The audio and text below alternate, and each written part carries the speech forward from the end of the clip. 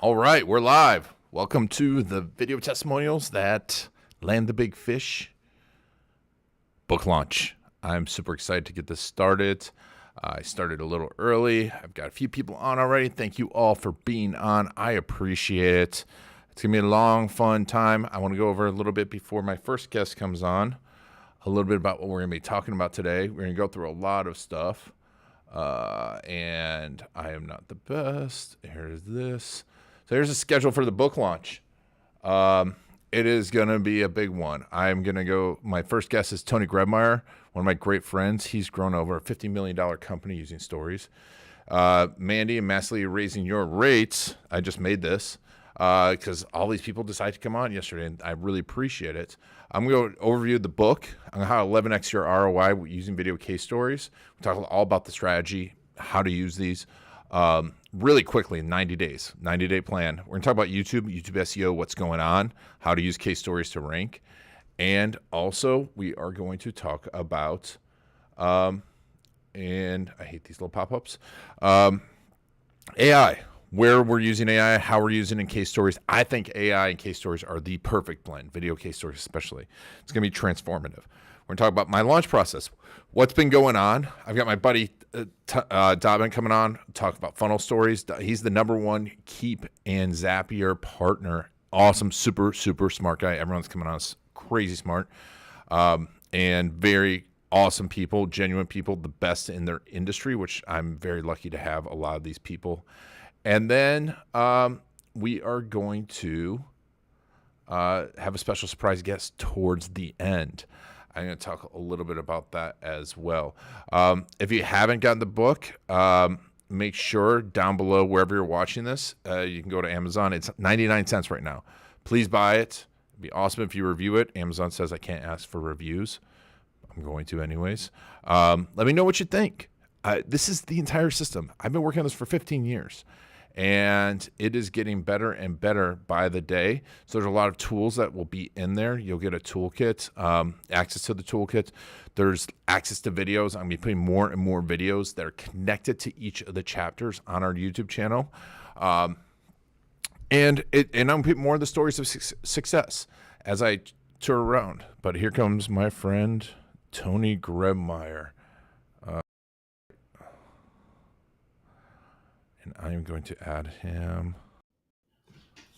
All right, Mr. Tony Grebmeyer from Ship Offers, Be Fulfilled Journal, live. Can you tell the story you told me this morning?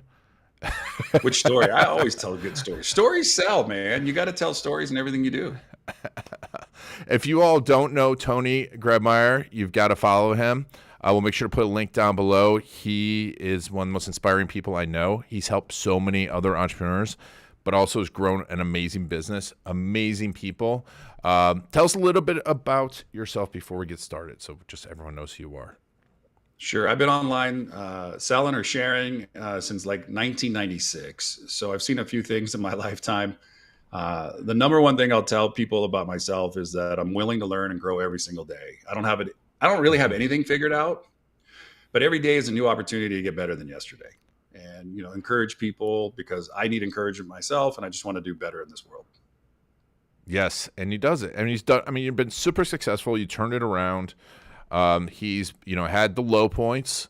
Talks all about those, and we had several low points, including us going into a ravine. We won't talk about that too much. Hey man, this is all I can move my hand because of you. Because this is what I'm good. I can do this all day. But Tony, I mean, you've grown this massive business. You have 4 warehouses, 5 warehouses. You're opening up in Amsterdam. Ship Offers helps people fulfill on their offers, but you've done it different. How? Because you don't spend a ton of money on marketing. You don't spend a ton of money on funnels. I mean, you help your clients do that, but what has been the key to your success? Now you look back. There's a lot. I mean, I got to first say congratulations on the new book. I love it. I grabbed a copy this morning. I think it's super important that watching people like yourself follow through around Ship Offers, where I'm at today. Everybody knows version done is better than version none. So I want to say, the things that you do make the world a better place. but I'm really grateful and proud that you followed through on what you said, because commitment is everything to me. And one of the things that we do here that may be a little different is I don't look at the world as all competition, because that can actually really hinder your growth opportunities, because you can just say, well, there's no market room. And I'm like, the crazy thing is today in your hand is a simple device, cell phone, you're on it, texting, emailing, running a business, and don't create, document. So if I'm sitting and talking to somebody, hey, how's business? And they start talking, I'm like, hold on a second, can I just film this? And don't like try to be different. Just say, can I film this? And then reframe the question and ask it. And you got a little powerful clip, because they're going to probably give you some nugget of information that's super helpful, and I can reference it in a meeting. Hey, I was just talking to my buddy Ian this morning, and he was talking about blah, blah, blah, blah. And I was like, oh my gosh, super helpful. Guys, watch this. I'm not selling Ian garlic. I'm sharing Ian garlic. And maybe somebody goes, I didn't know he did video. Oh my gosh, could you get me connected? And a lot of times that's all it takes, because, there's 7-something billion people on planet Earth. And don't worry about all of them. Worry about what are you doing today. And I use video in everything. I'm constantly trying to get better. 5 years ago, you never would have found me on stage. I was timid and shy and scared. I spent a lifetime behind the mic, and I'm very comfortable. But in front of people, I get nervous. And I get nervous is because I haven't had training. I haven't had confidence coaching to stand up and to share. So because of Ian and other people, they've encouraged me to use video. It's the best medium. What was an Instagram click on a photo 3 years ago is now alive. It's a short, it's a reel. Video is everywhere. And it's a great way for you to showcase your business, showcase your life. Don't do the pitch and look at me in this fake Lambo. Just showcase your real life. I showcase my wins and my losses, because they're all lessons and they're helpful for people. And I really think that it's for us, I sell, at the end of the day, a service, which is called fulfillment, which is you have a product or a service you want to get out to the marketplace. You go do the marketing, let us do the rest. And we'll put it in a nice box or a package for you and ship it to your customers. And I like to do that as many times as I can a day. And it's really about just showing up differently, because you got to remember, you only get a couple seconds to make static noise and come across in a reel or something for people to watch, because everybody's scrolling. If you look around, the average person you're around today in a room with maybe 10 or 15 business owners, everybody's got a phone and everybody's on their phone. So what do you need to do with that piece of video clip to make enough stop noise so you can get your message across? It's absolutely true. But also, you've, besides growing your business and getting your message across and telling your stories, you've used your clients' stories to evolve your business. I was just thinking, I always remember the story you told of shifting ship offers and knowing who your target client was. And can you talk a little bit about that? Because that really made a huge difference for you all, didn't it? Yeah, you have a picture of a fish on your book. And I remember attending a show, Natural Products Expo in Anaheim many years ago.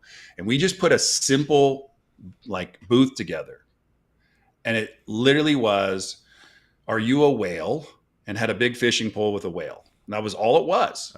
And we generated 1,000 leads that day. People are like, are you a whale? Not offensive. I'm like, are you a big fish? Are you a big catch? Are you worthy of me spending time getting to build a relationship? And what I realized from that event was it was too broad. Everybody's a whale in their world. So we had to kind of condense it down to say, hey, we specialize in the health and wellness industry. We focus on this avatar of clients. We like this network of affiliates. Are you somebody that fits in that category? Then, hey, do you buy products? Or you're a digital marketer? And then, started chunking it down till we found our ideal avatar. And then we just really went all in on that. And we got rid of all the distractions. And I love the whale because it just tells me that it's possible. But I'm okay on the little ponds and growing somebody from a start into the next pond, into the next pond. And that's what we spend our time focusing on. And we use client testimonials in everything here. When we send kind of like our catalog and our information to somebody, We use reference points to testimonials from clients. We send a video if we've got something. We always are sharing because people like hearing it from somebody besides the person who is selling it. Yeah. And I think that's, what you said, you evolve your clients. I mean, because I've done case stories and it's amazing. Well, I know it's a great case story when at the end of it, it's like, oh, I want to go work with this person. And I remember we've done a few of them and I'm like, I need to drop everything and just go have Tony fulfill stuff for me. But you tell that story. In how important is it to tell the story of that evolution to your clients to keep them going? Because it's not always easy, is it? No, and the barrier to entry is so much more difficult today than it used to be. I mean, but the interesting part is everybody has the same opportunity today. Everybody has the same opportunity. My coach and mentor, Sean Stevenson, who passed, always gave me this visual and I've always used it. You put something out on the internet and you get 1 or 2 likes. And the first thing you want to go do is like, oh, you're a failure. It wasn't successful. You want to go like drop it from being on the internet. And you're like, it was horrible. And he said, what if those 1 or 2 people died today in a plane crash? Like just use that as a visual. What if those 1 or 2 people needed to hear that message today? So same thing at Chip Offers. Every person that you're going to start with is going to start where they start. It's not their ending point, it's their beginning point. And so video is a very good way of us leveraging where we're starting and documenting what we're doing and showcasing it, because the person on the other end, I don't know who it is. Someone's going to need or hear or see something that I'm putting out today, content that may start as a personal relationship.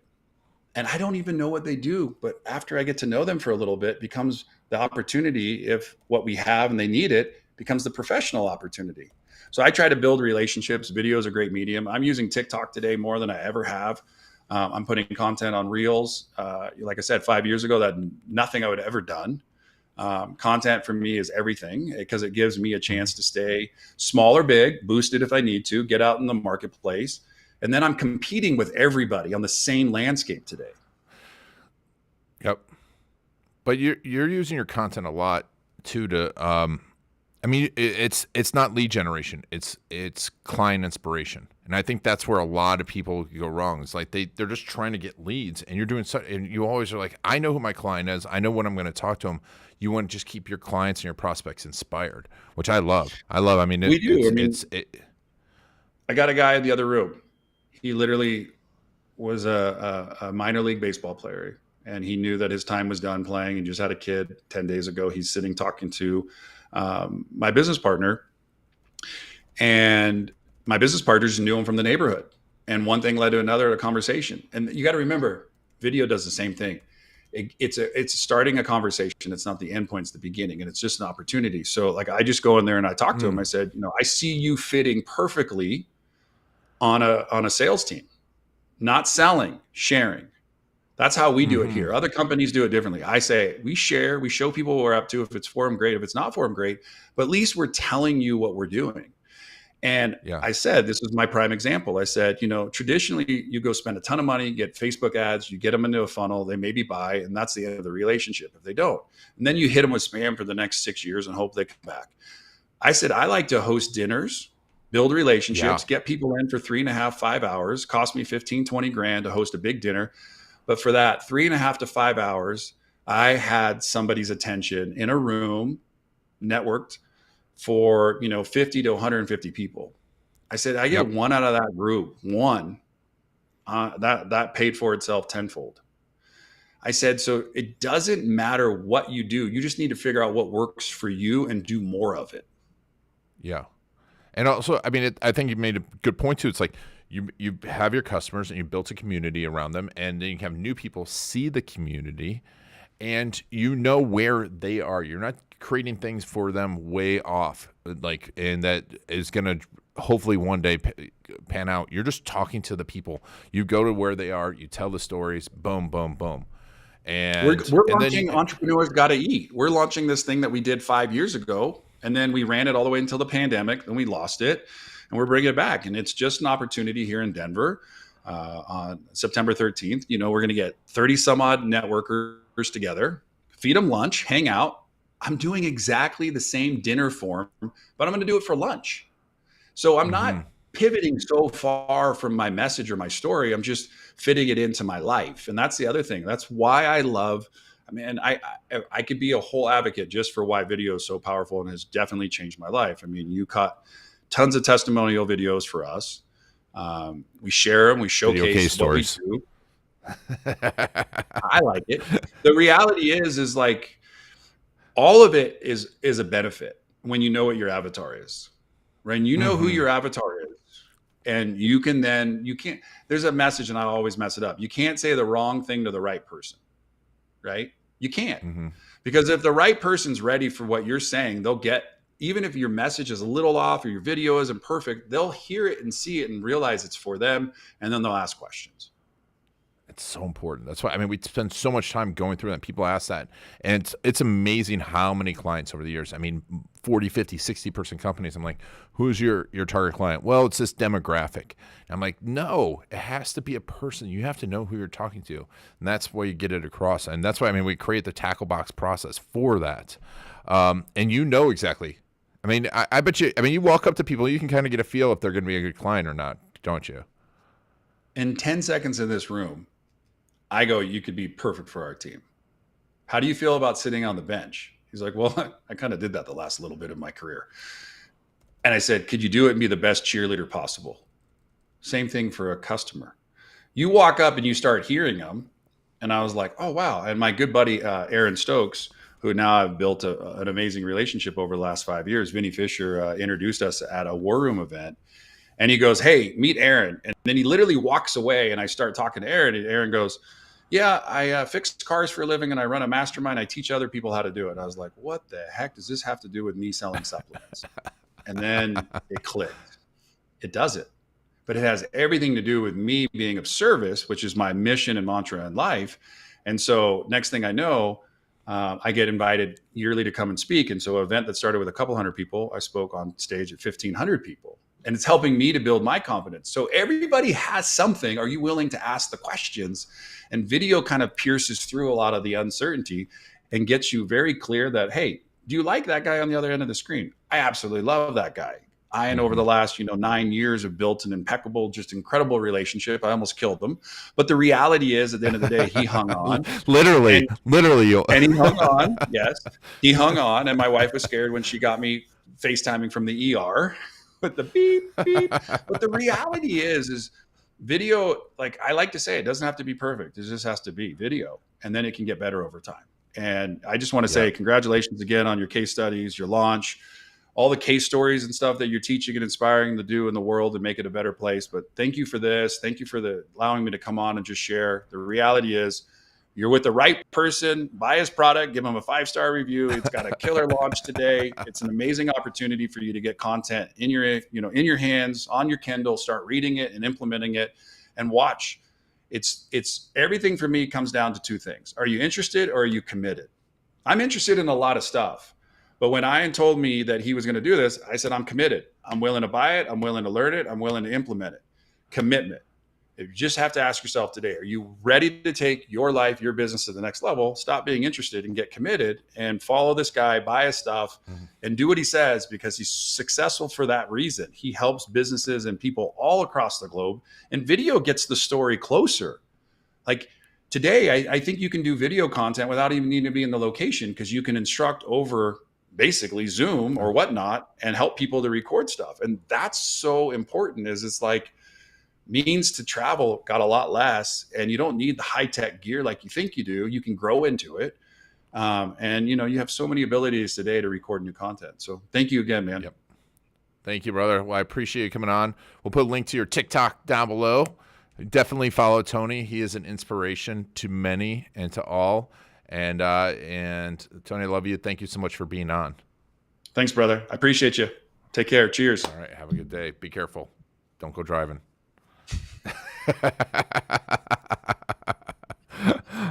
All right, Mr. Tony Grebmeyer is. Thank you. I think Tony made a huge point, and that's commitment. In the book, right away in the first few chapters, we're going to go do a little quick overview of the book because in a few minutes I've got someone coming on to talk about the KStory flywheel, about growing your business using customer stories. I've seen so many people, but it's not just using them just in video and just for lead generation. They use the customer stories in every part of their business to attract bigger clients, to get better at what they do, to learn more, and then profit more. And my guest coming up, Mandy, will be talking all about that. She's helped people go from 5-figure offers to 7-figure offers. It's pretty amazing. And what she's done, and I've talked about her in the book, and so definitely want to check that out in a few minutes. But I just want to go over the commitment part about it, because I want you to get this book, but I don't want this to be something that you got just because I told you to get the book. I promise you that every person that does this, it goes through just the tackle box portion, we'll talk about that later too, will transform their business. But if you commit to your customer stories, and I talk about some of my favorite stories of that, and there's the tackle box, but I'm going to switch over to,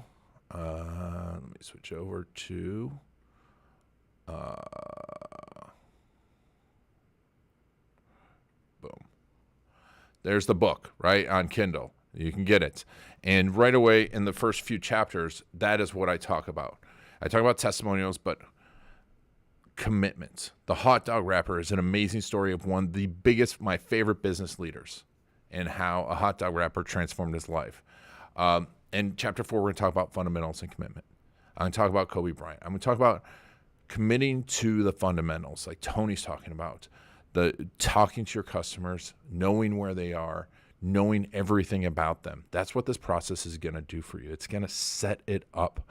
And this isn't a book that's just purely a sales book. This is not one of those books that, and fair play, those are great books. This is everything from start to finish, from getting inspired to creating your goals. We'll talk about that. We're going to talk about the KStory tackle box, the whole video KStory system overview. We're going to talk about the video KStory flywheel. We're going to talk about why testimonials actually hurt your business. I'll talk about that later, but probably the number one thing is like, hey, I've got testimonials. Why do I need this book? I promise you, your testimonials, if you say you have got testimonials, are not doing anything for your business. They're providing a little bit of social proof. We're going to go over the fish in the barrel strategy in the book, which will 11x, and I'll talk about that later too, your return on investment right away. And that's if you paid someone to do the video case stories. If you do this yourself, fair play to you. I didn't make this so you have to come work with us. If you do want to work with us, you can go to videocasestory.com, click to apply. We have an amazing process. And like anything, an amazing process, if you want the best, which we hope we are, and I strive to be. You can ask my team. I get very upset if we're not being the best. But, you come work with us. But I think if you can't, if it's not the right time, if it's just you don't have the budget or you want to do it yourself, that's fine. This process is there.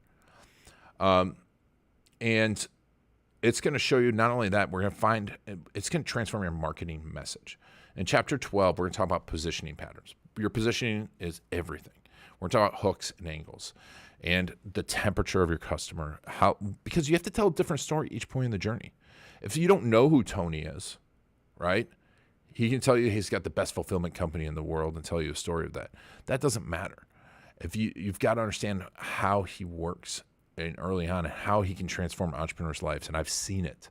He's grown this multi, it's a nice 9-figure business. The Inc. 500, I think they might be higher this time. Amazing company, amazing culture, amazing results. But each story he tells has to be different. So you have to know that, and you have to have different positioning. You have to have different hooks.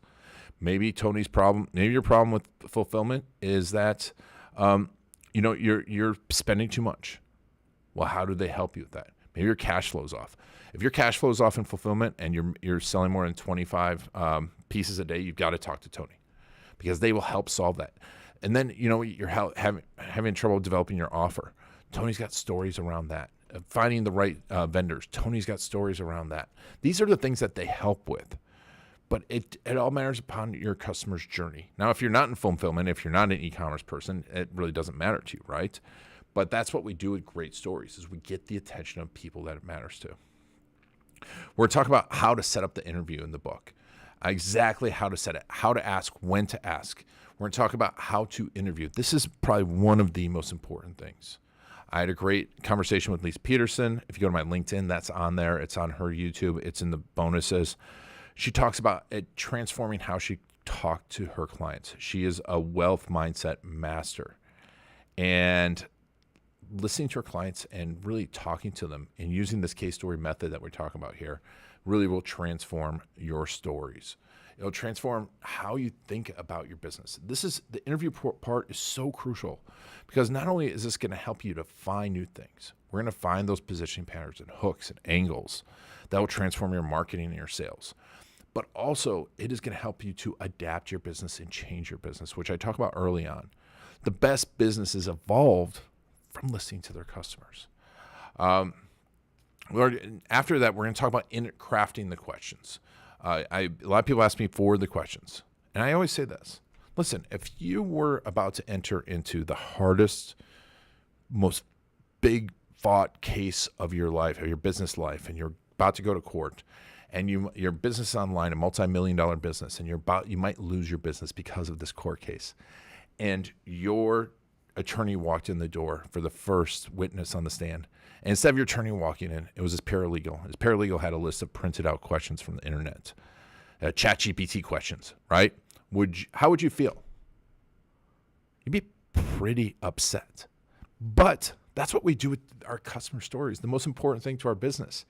We just send out some video software. We send out a list of standard questions. We send out a videographer and don't talk to them about what we want to get out of it. So we have to craft custom questions for each person because we want to know where we want to go with the story.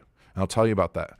Like I said, the interview process. There's definitely some keys, special questions, how you ask, who you ask, the cadence of it. We're going to go through all of that in the book. The CSI process. Once you get that interview back, you want to investigate it. That is tons of information. We're going to find new hooks. You're going to find angles. You're going to find keywords. I can't tell you how many SEO keywords I've found that you will never show up in a keyword analysis because they're low volume, but they're high value. Something that I'll talk about is the $1 million keywords in there. Then we're going to talk about post-production, our post-production process, how to do this. I'm very direct response oriented. If you're not familiar with direct response and you're in marketing, you need to get familiar with direct response copywriting. I'm going to be launching another thing with my friend Jeremy Weiss. That's the giants of direct marketing. Direct response copywriting is one of those things that I tell everyone they need to learn. I think every business needs to learn it and use those methodologies. There's another great video book by a guest that's been on Garlic Marketing Show, Rick Cesari. He's a giant of that because that direct response is going to get people to take action. We're going to talk about all this in the book, and then distribution strategies. We're going to talk a lot about YouTube towards the end. I'm not going to put a ton about distribution strategies. You're going to have to follow our YouTube channel. YouTube, I will. YouTube is one of those things that's not going away. It's the number 2 most used search engine. It is a completely different animal. I'm going to tell you how to think about YouTube. How to think about YouTube. I mean, we've helped our clients grow 300%. My buddy Qasim at Solutions 8, we create some case stories from him. He took them. He's so talented and made these, running $200K a month in YouTube ads, $200,000 a month in YouTube ads. Can you imagine running $200,000 a month in YouTube ads and then also not having a direct response because he used retargeting? And we're going to talk about that and retargeting in YouTube ads. And his number 1 retargeting video was the video case story we made for him using this methodology. And I'm going to tell you how to become the better and the best video storyteller. And we'll also talk later about the t-shirt, The Best Storyteller Wins. That's a little hint about the new t-shirt. I'm going to give you instructions on how to use this book. It is going to connect to additional videos. This should be a $2,000-$3,000 course, not 99 cents. And you're like, why is it 99 cents? Because I want it to get in as many people's hands as possible. So make sure right now you can go and get the book and get all the resources for 99 cents. I mean, and if you're watching this at a later date, it's going to be like $10. If you want the hard copy, I think $25. It will be if you do what's said in here, 1 year later, if you spend and commit to 30 minutes a week doing this stuff, you will add at least 6 figures to your business. I promise you. I promise you. And if you want to do this for other people, let me know. We are looking for strategists to learn how to do this. I can't do this for everyone. But that is the book. Today, we are going to go over that. Mandy's going to come on over in a second. She should be here any minute now. This is fun doing live. It is fun. I need some water. Drink some water. We've been preparing for this a lot, and I'm going to talk later about the launch process. I'm going to talk about the fish in the barrel strategy that I just talked about. The launch has been interesting. Launching a book is not the easiest thing. Little funny side note while we're waiting for Mandy. Last night at 2 o'clock in the morning, I get up crazy early. I was like, oh, the book should be live because it was supposed to go live August 22nd. And I go look for the book, and it was crazy. It's not on Amazon Canada, Empowering Health Journeys. You know what? If you go to testimonialbook.com, Empowering Health Journeys, I'm not sure who you are. Sorry, that's just showing up. And sign up there, and you'll get a message from us. We'll send you a link to it. All right. If whatever I can do to get you the book, let me know. But anyway, so last night I'm up 2 o'clock in the morning. Book's not live. I'm like, all right, we're having a launch today. Book's not live. A little panicky. And I go and I'm like, and so I go publish, and it says book will publish in 72 hours. I'm like, okay, that's going to affect this wonderful launch video. No one's going to be able to buy the book.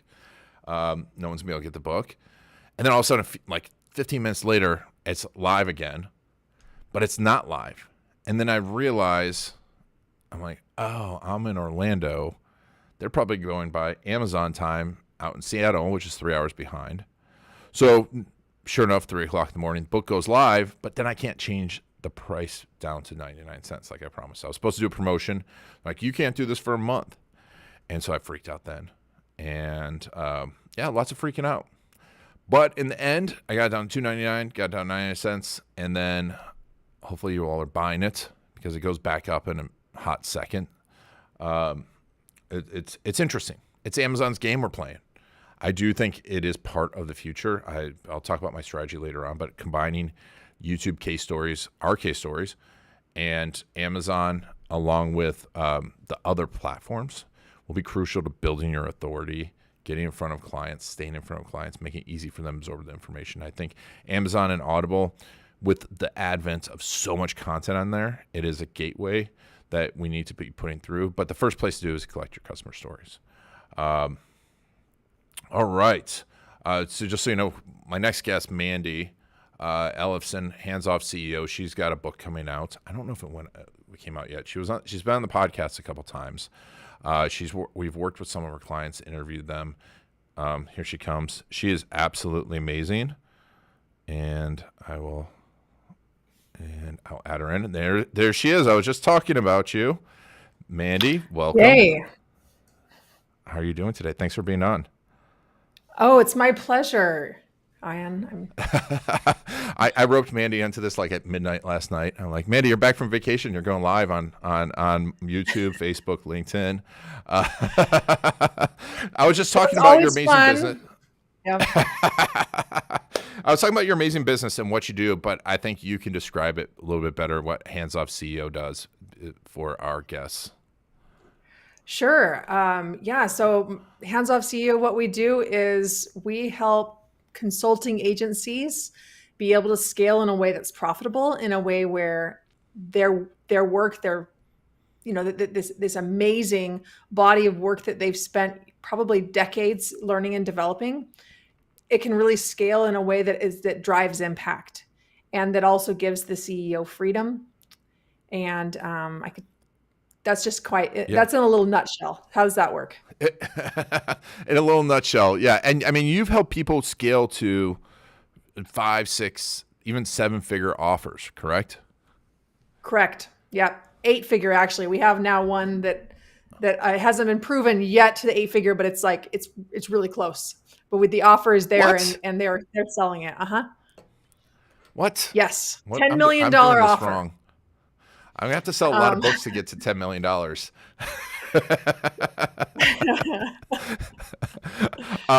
And you know, you've got a lot around it. We've got several podcasts. We'll put a link to it. Is your book out? It's just in the final proofing right now, and it'll be out very, very soon. All right, so I we'll put a know. link to that down below. We're going to help her launch that because Mandy has really, I've talked to her clients. I mean, not only do you get bigger offers, but the people are more profitable, aren't they? And they enjoy their business more. And I think that's so Exactly. important because I know people that have $10 million, $20 million companies, but they're not making much money and they're absolutely miserable. It's really true. And it happens a lot in consulting, doesn't it? It does, and most consulting companies won't get up to that level though because of there are certain stages where the company is just eating the CEO alive, basically, and it could really just sap all of your energy. And you look at it and say, well, and I'm not willing to trade my life to be able to get to this point. It's just not worth it. So you say, well, instead of going for that 8-figure company, instead of going for that $50 million company that is possible, you say, well, you know what? I'm happy with this $2 million company or this $5 million company or this $1 million company because that's what you can manage without it eating your life. But you can grow, and this is really in talking to you, and that's why I put you in the book. In talking to you, you can grow, and I've talked to a lot of other people that help those types of consultants. And the key I've found is this KStory flywheel. It's you get a client, you do great work, then you use that work to improve your process and get a bigger client. Tell me a little bit about how you all are doing that, because that at its essence, it's very much, there's much more to it than that and how you all are doing, because it's operations and everything. But can you give me an example of someone that you've done that with? Yeah, well, and I'm glad you brought that up because it really is the case study flywheel you're talking about in the book it's fantastic. That's exactly how it works. Is that you use your body of work to continue up leveling it, and you learn from those case studies, and you use those case studies to propel you to the next, and to the next, and to the next. So I can talk about it from the perspective of how we've seen other consulting agencies do this, or we can talk about it from how we've done it. I've built our $1 million company from doing just this from nothing over the past 11 years. Yeah, either one. I want to hear, because let's talk about your clients, because you help clients. Sure. Let's use some case stories so people will go get your book and also call you up. Oh, well, you know what? We've seen this at multiple different iterations, which is so fun because it's first of all, it's knowing that there's no limit. And when you really focus on getting those case stories and really focusing on getting clear on who is that one client that not just the industry. Most people will focus on niching down to an industry, but the client within that industry that has a specific problem set that you can solve and a specific outcome.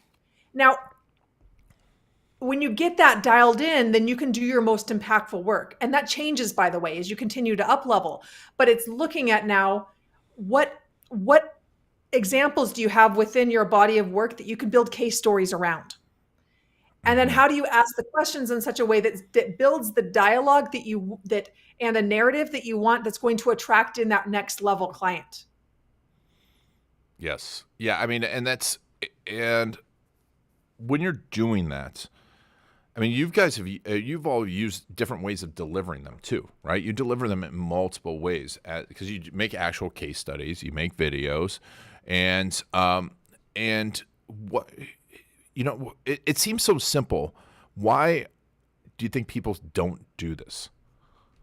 Because it's hard. It's hard to do. That's why it's hard. Well, here's the other thing too, this is something that's been frustrating for me, is that I am very skilled in being able to pull stories out like this. It's just something that I've developed over the years and how to do.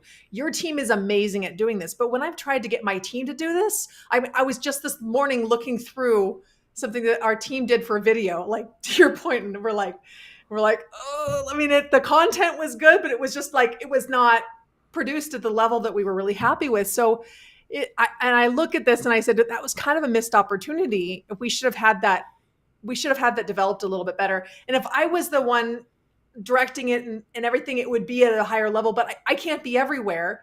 And what I have found is most people cannot direct that. Like my skills allow me to direct that, but I can't get my team to produce this.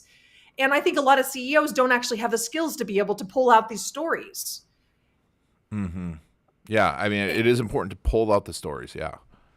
You do really have to, because here's the thing is that your clients do not know how to actually tell these stories. They miss the most important parts that you need to be able to position to attract in your next clients. Now, how do you eloquently ask those questions to be able to pull that out in a way where your clients are going to feel excited about sharing that?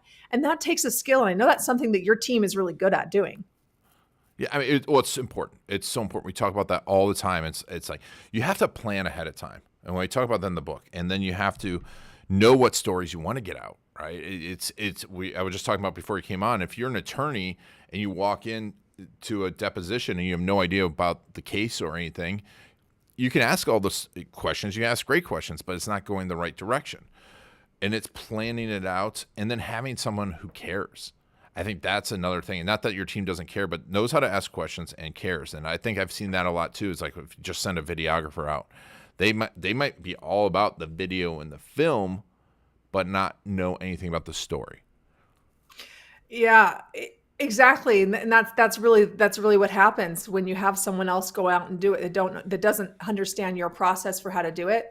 And on the flip side, like our whole Hands Off CEO podcast is basically case stories.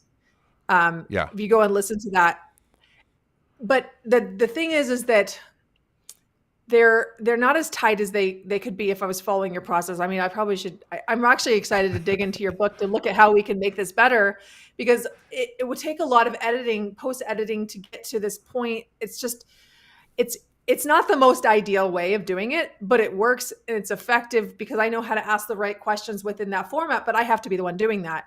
And, I know we've talked about having our team have your team take this on for a while, and it was just we need to make it happen. But we're here for you. But you mentioned process too, and I think one of the cool things that you do, and I think it's one of the most important things for any business, especially a service-based business that's at all complex, which most are, is identifying a proven process and making that part of their marketing.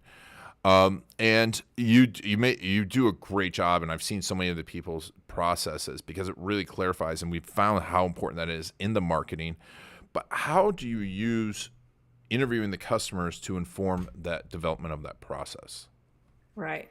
So the process is important, but most companies, they look at it as we're going to deliver this process, but the client is actually not really looking for a process. The process helps them feel more confident. It's better than not having a process. But what they're actually really looking for is outcomes. They want to know that, like, if they're following this, you're going to deliver this 5-step process, what are they going to get at every one of those steps? And then what is the end outcome? And how is their business going to be different? How is their life going to be different as a result of engaging within your process, your proven process?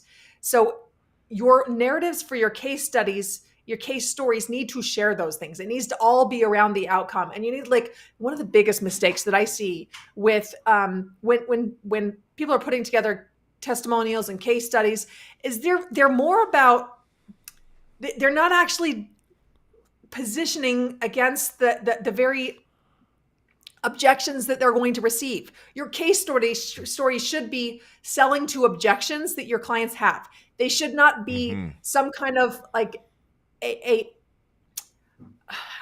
testimonial, a testimonial, or like, oh, John and this company, they just really took care of us and we felt so good. It was just like, you know what, everybody, that's a given. That's a given. That's a minimum standard. These are not character references, and most of them read as character references. And Oh, I'm that's going a to good be point. honest with you. I actually I will tell you what is that one of the things that we look for when we are evaluating a client, because we only work with clients have the ability to generate really big results for clients, because otherwise our process is just they're not a big enough they're not enough of an expert for us to apply our process. So we look at their website to actually look for what their case stories are like, and if all of their if all they have are testimonials that are just character references, it indicates that they're probably not experts in what they do, and they're probably not a good client for us. And that's what their Wow. prospects are saying too. Yeah, So what that it's means is such a the good. only way they're making sales is through referrals. Yep. And I think that's very important. And why is that bad? Because I think a lot of people are like, well, I make all my sales through referrals. The people watching, like, everything's referrals I do. What's wrong with that? Well, there's nothing wrong with making sales from referrals until you actually want to grow your company. Until you lose 3 clients and you're like, oh, well, I sure hope some more referrals come in, until the economy tanks and those referrals stop. So, so you need a really good, tight offer that speaks to a profit sweet spot client that is so good and so compelling that you can reach out cold.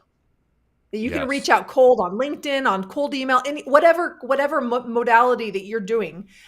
I'm not saying that has to be all of your business, but if your offer isn't good enough to stand alone cold, it's not good enough.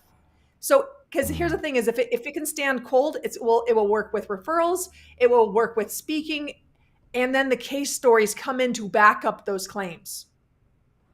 Yeah. The case stories No, are what tells the narrative through your whole marketing. What I see it as, you have a process, you have an outcome that this is what we're known for. This is the outcome we want. This is the big promise we give to our clients. And then all of your marketing is just based around all of these client case studies that you're telling stories around. You're yeah. backing up the promise you make with the proof from your clients. And I think also there's another insidious part about that. And I saw it a lot when I was doing purely legal marketing. It's called door lawyers, because you have to take whatever comes through the door, and that prevents you from finding that bigger client, because then it doesn't it. And that's why you get stuck at that level. It does. You're getting stuck in it. It's a lack pattern. It's a pattern where where it's scarcity, where you're taking whatever comes in the door and you're not setting aside time and intentionality around actually building the foundation to be able to scale your company, to be able to attract in the kind of clients that you actually want to scale your company based on. Because what did you call them? The door lawyers? Door lawyers, yeah. Yeah, you can't scale a company that way, because what that really is it's a company that follows the economy. It's up and down, And also the economy and goes follows up, whoever's coming in the door. Goes down. Yeah. Yeah, and follows whoever's coming in the door. And if, like you said, if you just lost 3 clients, you end up taking that person, you're like, oh, I don't know if that's the right person for me. And you know it's not. But you take that person, I've had that, and they destroy your business. Yeah, and you pay for it. You pay for it. You pay for it down the line. Yeah.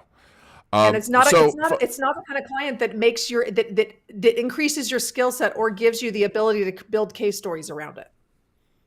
Yeah. No, it isn't. You've got to be intentional with it. You've got to be intentional.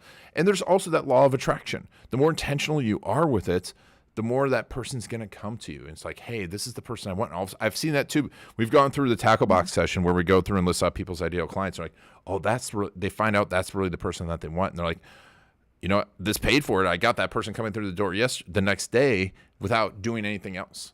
And there's that woo-woo, whatever you want to call it, but I've seen that happen over and over when they have that intention.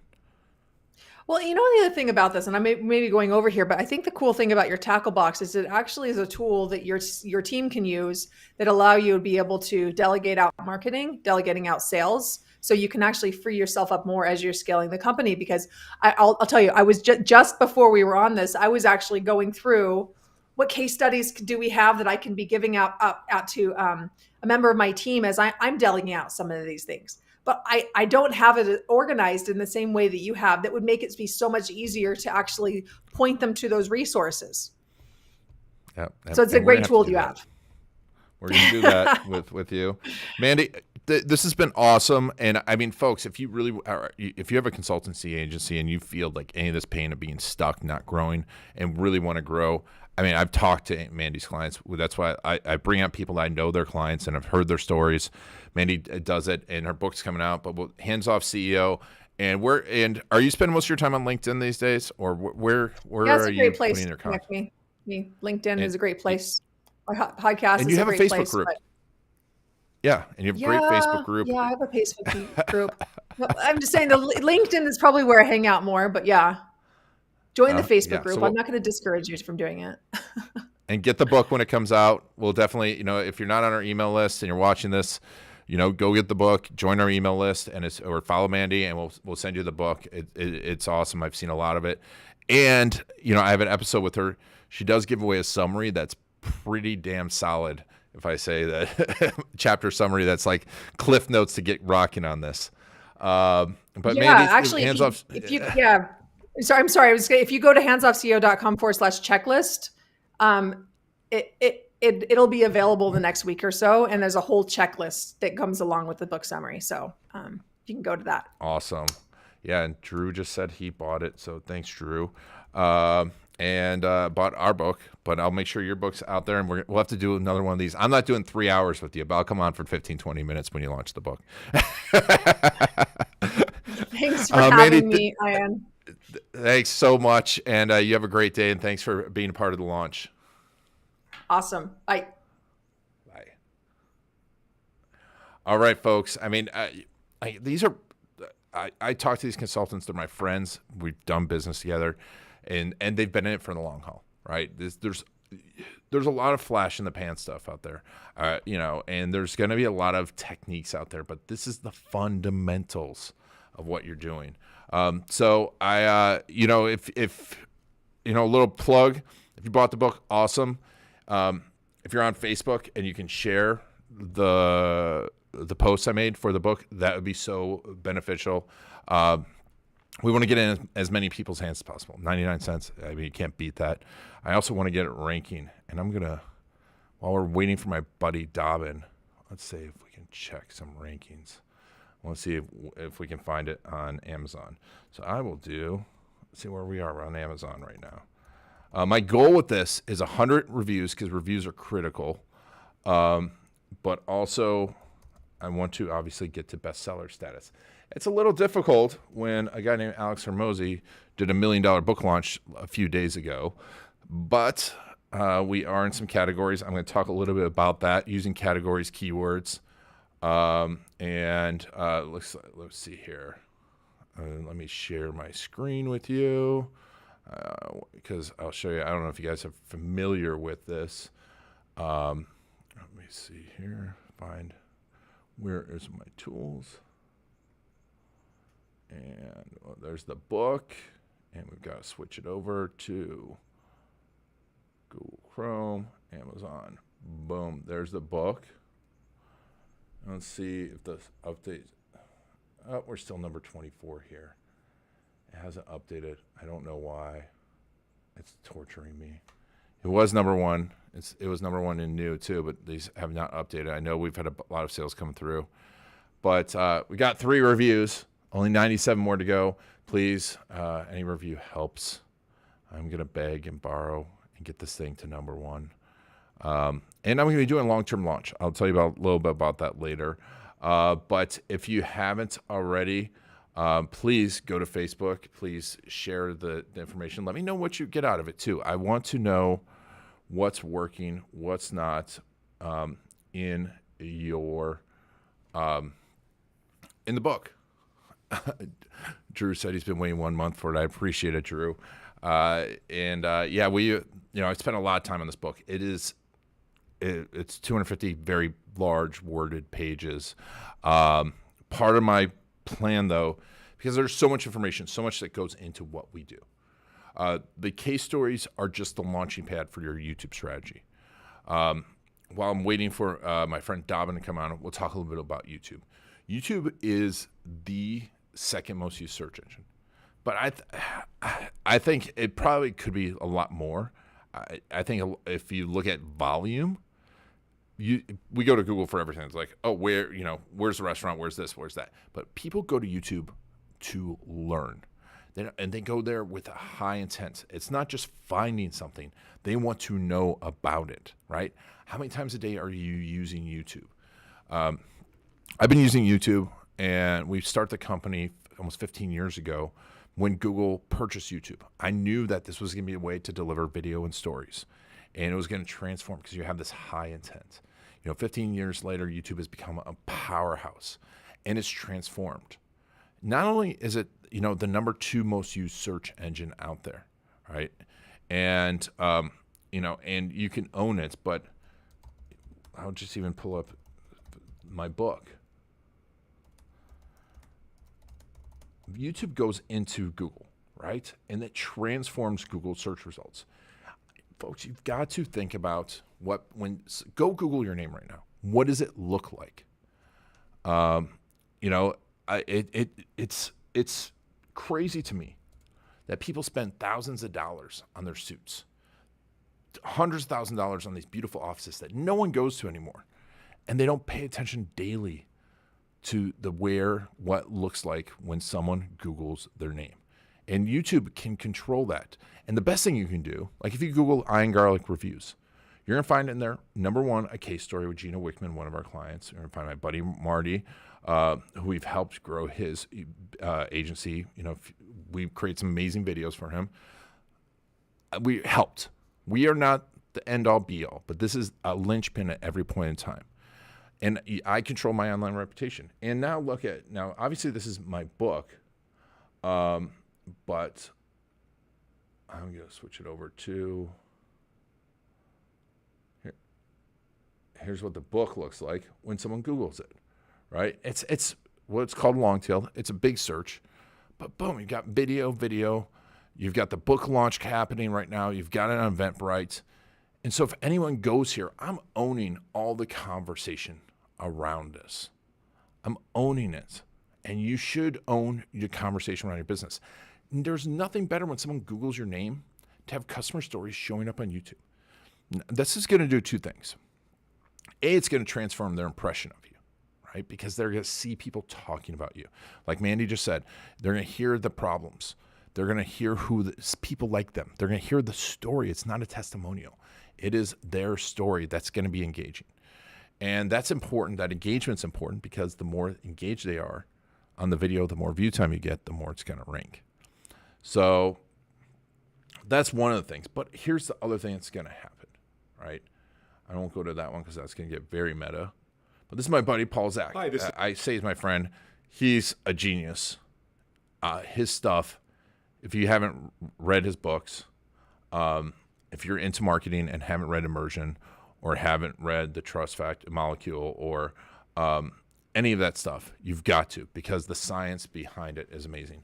But when you go here, right, now you've seen a story about Paul talking about the book. The science that goes into my book that I've pulled from his book and his research, deep research, is in this book. So it's much more to it. And we're talking about oxytocin and cortisol and what happens in there. I'm not going to super nerd on you. But what happens now is it suggests other of my videos. And when your clients come through, and now they're going to see your other videos, right? You're going to see the education. You're going to see our shorts. You're also being connected through YouTube. When you come back to YouTube, this stuff can show up on the big screen. I mean, right now I'm on a big screen. That's why you can see my eyes moving up. There's a big screen behind my TV. And you'll see it, and this is a place where people can encounter you. You can find testimonial examples. You'll be able to find the Garlic Marketing Show, 500 episodes. My website, people are going to spend 2 minutes on your website, 3 minutes tops, maybe 5 minutes. They will spend 15, 20 minutes on your YouTube. Plus, you sell to the unsellable. What does this mean? Because now, when someone shares your YouTube channel This is what I hear all the time. Big corporations sharing the YouTube channel. So if you're talking to C-suite, if you're talking to a small company, they're going to share your YouTube channel because they want to know, like, and trust you, and your customer stories will be there. And this actually pans out into the fact that your customer stories become the linchpin of all the rest of your videos. I talk about that in the book a lot towards the end. Your About Us video, second most used page on our website. Like I was just talking about, your process video. People want to know how things work, but they want to know from the perspective of someone like them. They don't want to know your actual process. They want to know what it's going to feel like and what each step is going to do for them. That's where customer story comes in. Video FAQs, About Us videos, bio videos, weaving in customer stories into this. Your About Us, second most used page on your website. How many of you look at it and go, you just rattle off a bunch of information about why you're great, your education. I see this all the time. CVs, whatever. This is a chance for people to get to know you. And they go to your About Us because they want to like and trust you. So you want to have people talking about their stories. One of the things we've added in, and I think I talk about it a little in the book, and this is why it's important because I'm going to be adding more stuff, is, and I believe that's my friend Dobbin coming in. So we'll have Dobbin come on. We'll get back into this later about that, but I've got my good friend Dobbin Buck from Get You Wired. Mr. Dobbin Buck from Get You Wired. Dobbin, thanks for being on, buddy. Thanks, Ian. Always a pleasure to connect with you, my friend. Folks, Dobbin is one of the most humble and one of the smartest marketers out there. And be careful because he's also a master of NLP, and I've seen him hypnotize people with like 3 words.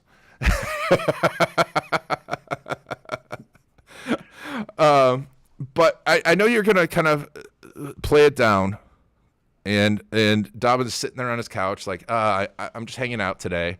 But he builds crazy funnels and builds amazing businesses for people that he can't talk about because he's everyone's hidden secret. But Dobbin, tell us a little bit about yourself and Get You Wired, what you guys do, because you're going to be able to describe it a little bit better. Sure. Get You Wired is a full-service digital marketing agency. As of April, we've been in business for 20 years, which is really quite amazing. And in that 20-year period, we've grown from about 4 or 5 people to over 50 full-time employees that are all localized here in the southeast of the United States. We cover a lot of ground with the different types of clients and entities that we're honored to represent. A lot of influencers. We represent several software companies and just all sorts of small business, from anywhere from companies that have just eclipsed their first $1 million in revenue to companies that are well into the hundreds of millions of dollars in annual revenue. We have a lot of fun doing it. We provide a lot of care and really lock arms with our clients and achieve our goals together. Yeah, and we've talked through your stories, and I want to talk a little bit about how the tackle box process, us going through it, because that's one thing I want to talk about. But at first, I want to talk about you build out the dream for people, a lot of automation, and you've done it in Keep and Zapier. What is the key to that level of success of building out like 1,000-person community or 1,000 customers inside of this beautiful automation? Well, I think that's a big question. It's a big question. Really where I'm coming from today. So my answer might have been more technical or architectural a few years ago, maybe 10 years ago or something like that. But today it's really about relevance and content and understanding the funnel, understanding your audience, and understanding what your goals are for that specific initiative. And I think one of the reasons why we've had a great deal of success in this is understanding the story, right? So getting in, understanding the story, the narrative of our client, of their audience, and really being able to create funnels and create marketing initiatives that deeply resonate with all parties involved. Sometimes you have a lot to work with, sometimes you have a little bit to work with, but with some creativity, you can create attractive marketing materials that really resonate with the audience, and of course that the client appreciates and approves. That's another big thing, is getting approval from our clientele on what we think is going to be great, but that's a whole nother story. It is. It's tough work to get approval because everyone has a lot. I mean, it's like I was doing this when I was designing the T-shirt with Jess, my wife, an amazing designer, and she has a master's in design and animation and work for Nickelodeon, and I'm like, meh. I'm like, here with the, that's not quite it. And I was like the worst client ever on this T-shirt, and so I mean that's as simple as it goes, but really getting client approval is tough.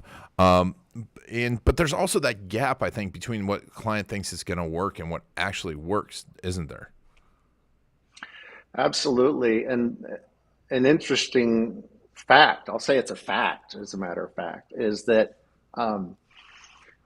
really having someone come from the outside and look at the story, look at the narrative, look at their core competencies and what's going to attract people is real important, because in our own businesses, we're so attached to things that we think are important, the things that we've taken pride in, the things that we feel are relevant for our audience that may not be spot on. They're part of our history. They have a deep meaning to us, but it doesn't necessarily accomplish our conversion goals or our goals that we want to drive our audiences to. And so that's where I think the trust, if I'm trusting you, Ian, I trust that you're going to be able to see my business through your eyes, closer perhaps to the eyes of my audience than I am, and be able to come up with something that's really cool and creative that's going to make a difference.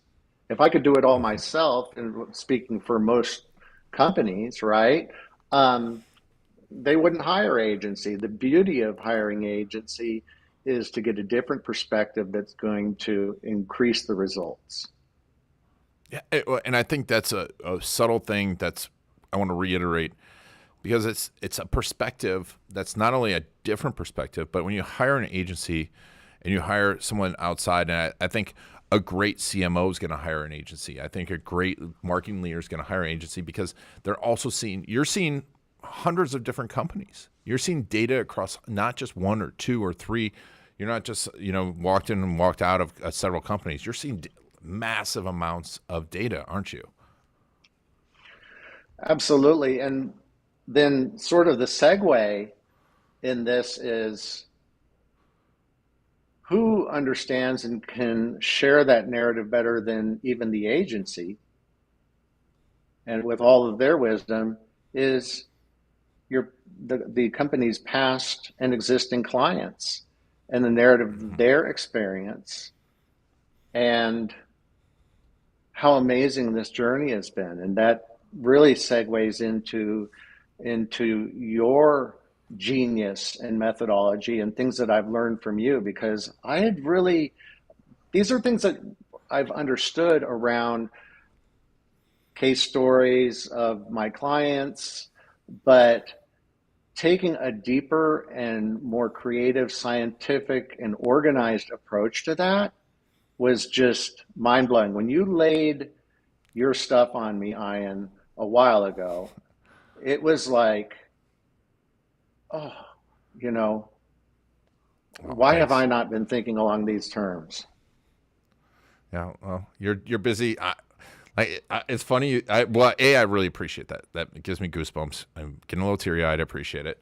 But B, I was thinking about you because I forget what I was doing, but I had to use Zapier, and I'm like, oh, this is gonna not be fun.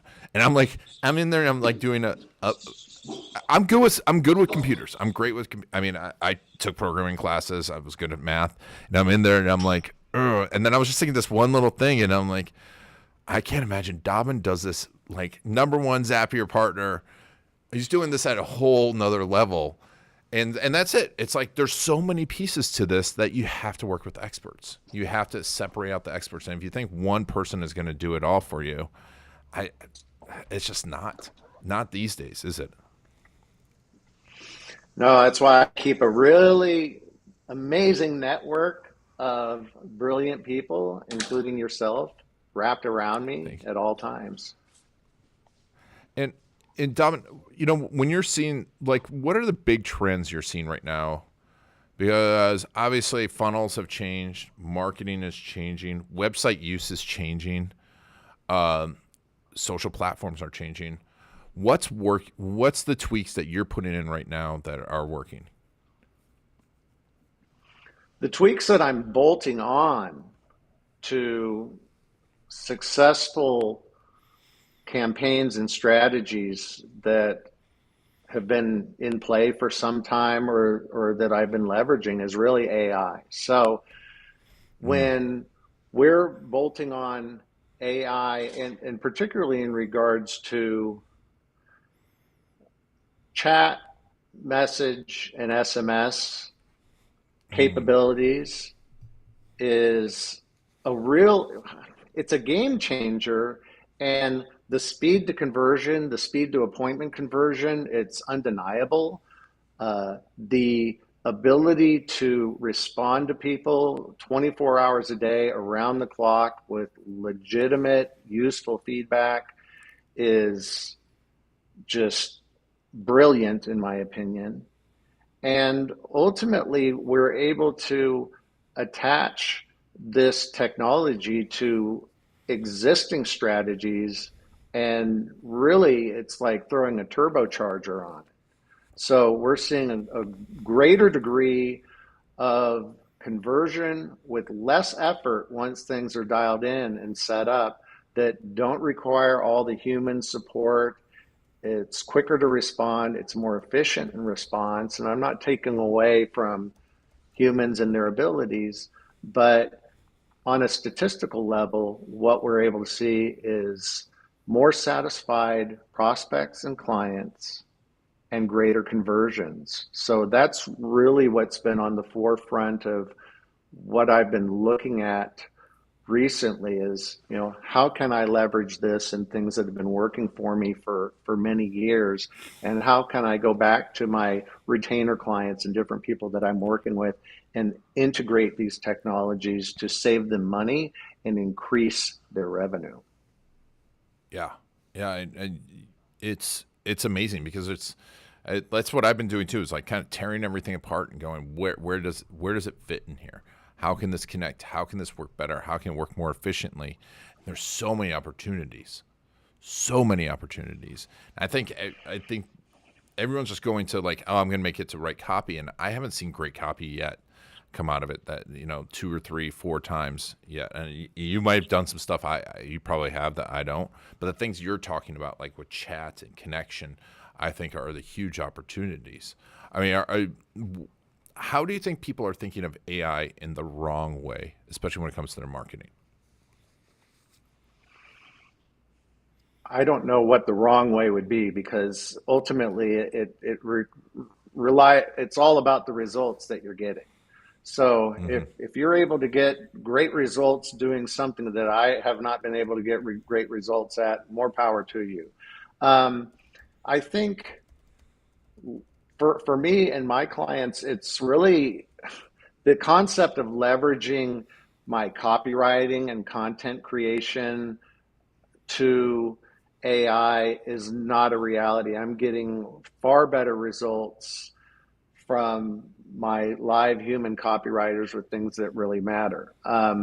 As far as social media posting, different things, and not to minimize their impact, but short form, there's a lot of great ideas. You can bounce into AI and get some great inspirational feedback when you're trying to brainstorm. And I think that's what it's a great tool for, is a brainstorming tool as opposed to a creator itself. With visuals, that's a whole different thing, but we're talking about copy right now. And I'm I have no intention of replacing my copywriters with a artificial intelligence anywhere in the near future. But I don't know. Where do I think people are misusing? I think throwing everything at it and expecting it to be a solution.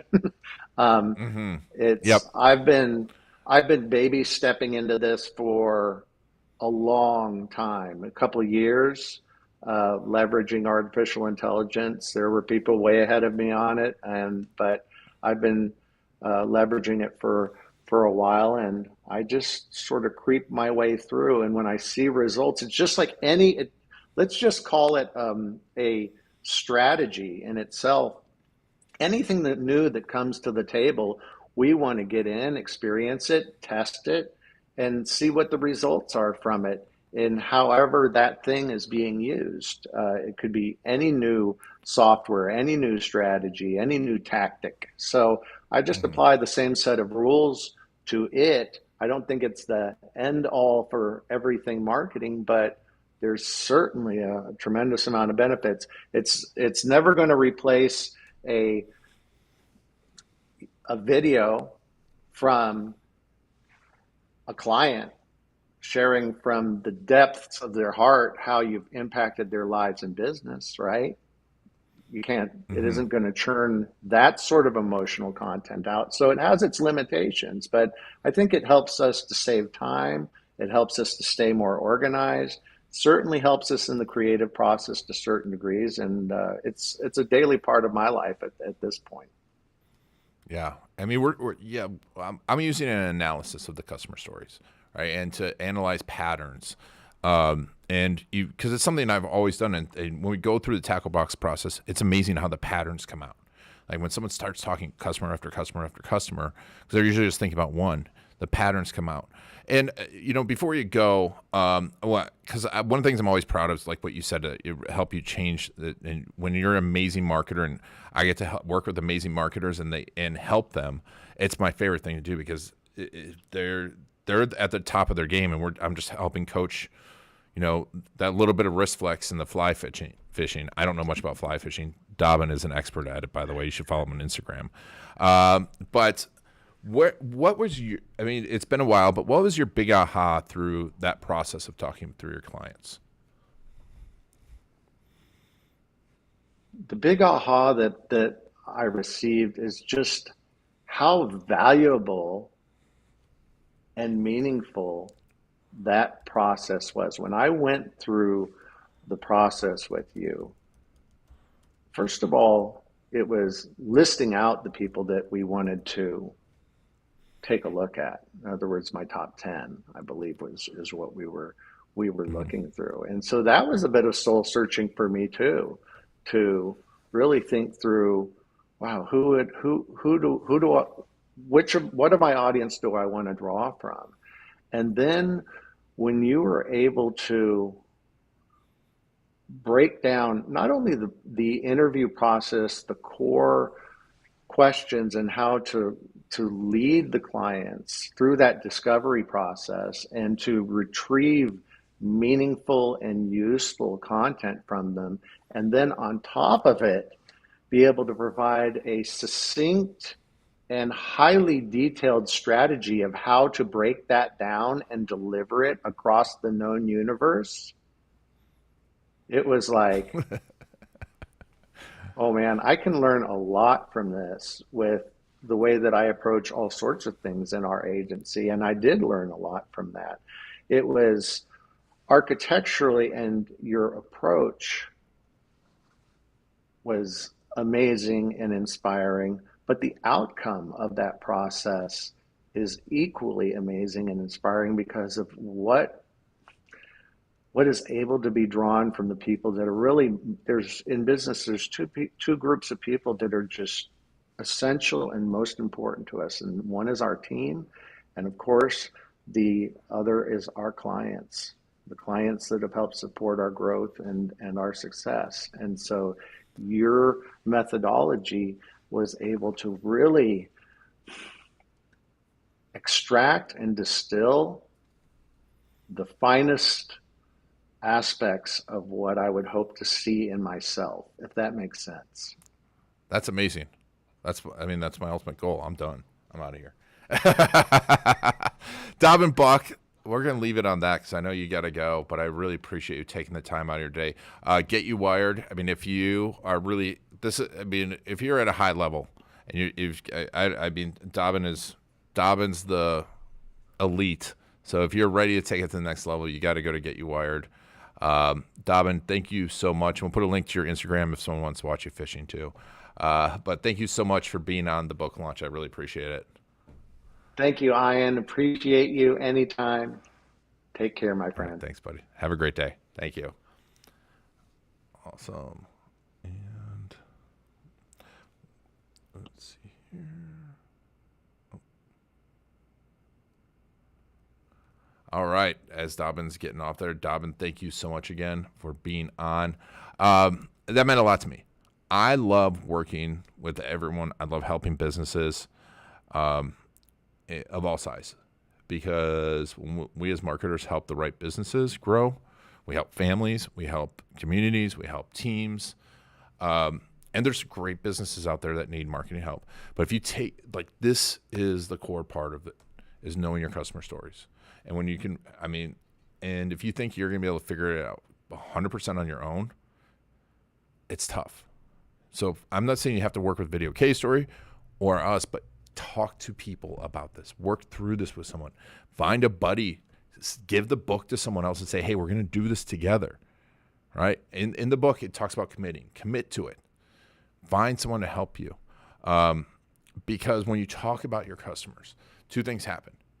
Well, but a ton of stuff happens. You find out who your ideal customer is. You get inspired. You get content. But I think two really, really big things. You get very clear about who you want to work with, right, and what you want to do, and you develop a path to getting there. Because you're like, hey, this is who I need. But also, you're gonna be able to talk to people about the stories. And I was just on with Anka. Right before this, I was on her show and we were talking about it, and she was telling about how she sold a story in that way, and she didn't realize that she did it. That is the way you sell with story. Hey, and I talk in the book. I also did a sales conversation with Jason Swank. That's in the extras. If you go with someone and say, "Hey, is this your problem?" Yeah, or he tells a referral person, "I'm looking for someone that has this problem." It's gonna trigger when someone has that problem, right? You can be an agency. Hey, we build websites. So many people build websites. But you know what? We help, like my buddy Scott Gray, we help healthcare companies really to identify their ideal client. Or I was just talking yesterday to Outcomes Rocket, Saul. He works with healthcare providers and really talking to the stories about, well, I'm having trouble getting in with the right physicians, the right people, getting my product in front of them. And I know it's a great product, but no one's talking about it. And I don't think we're telling the right story. And that's what their ideal clients are saying. So when someone hears that problem, they're going to remember you. And that talking through the customer story process can get you used to talking in those stories. So you're used to just talking about those stories instead of saying what you do. Because no one cares what you do. They care about the outcomes, the people that you help. And that's what you're going to find here. So, yeah, that's it. Now, it seems like a simple process, and it is, but it's one of those things. Shooting free throws is a simple process. Putting is a simple process. There's a lot of simple process out there, but is it easy? No. It takes time. You get better and better and better at it. Is it worth it? 100%. If you don't believe the biggest companies, best companies were started by storytellers, you're off. Facebook became big because of stories, right? We're sharing our stories. Instagram, stories. Apple, 1,000 songs in your pocket. Disney is 100% a story-driven company. It's the most well-known brand, but it's because of the stories that are behind it. And any company no matter what, you're going to find, if you find a good salesperson, they're going to tell stories. Insurance, they're telling the story of what could go wrong, right? Like, hey, this is the problem, and to have someone when you're there. If you watch if you watch commercials these days, it's almost all story driven. We think in stories. People are going to remember stories. You have to become the best storyteller possible if you're going to grow. And that's what this book does. So I'll talk a little bit about the book launch strategy, since we've got a little bit of time now. The book launch strategy is one of those things that I've been going through, and it's tough. It is tough. And I've got my publisher's coming out in a few minutes, Michelle, and she helped me through it. I've worked with a lot of amazing different publishers. If you go to the Garlic Book Marketing Series, I just ended up working with Michelle because of where I was at the time. But there's a lot of great ones out there. I've got my friend Steve Gordon, who makes millions of dollars from the book. I've got Lisa Tenner, who's a great friend. If you're looking to really build out and write that book yourself and need that coaching, or to find, if you want to get published by one of the big ones, you really need to talk to Lisa. There's a ton of these people out there, but Michelle was great. I clicked with her, especially the Zig Ziglar thing. But launching a book's tough. And so my philosophy has been a few things. I want to get it obviously out, and I want to get Amazon bestseller. I want to get to 100 reviews. That's twofold. Why? Because I want to get in front of as many people as possible, but also I'm going to be running Amazon ads.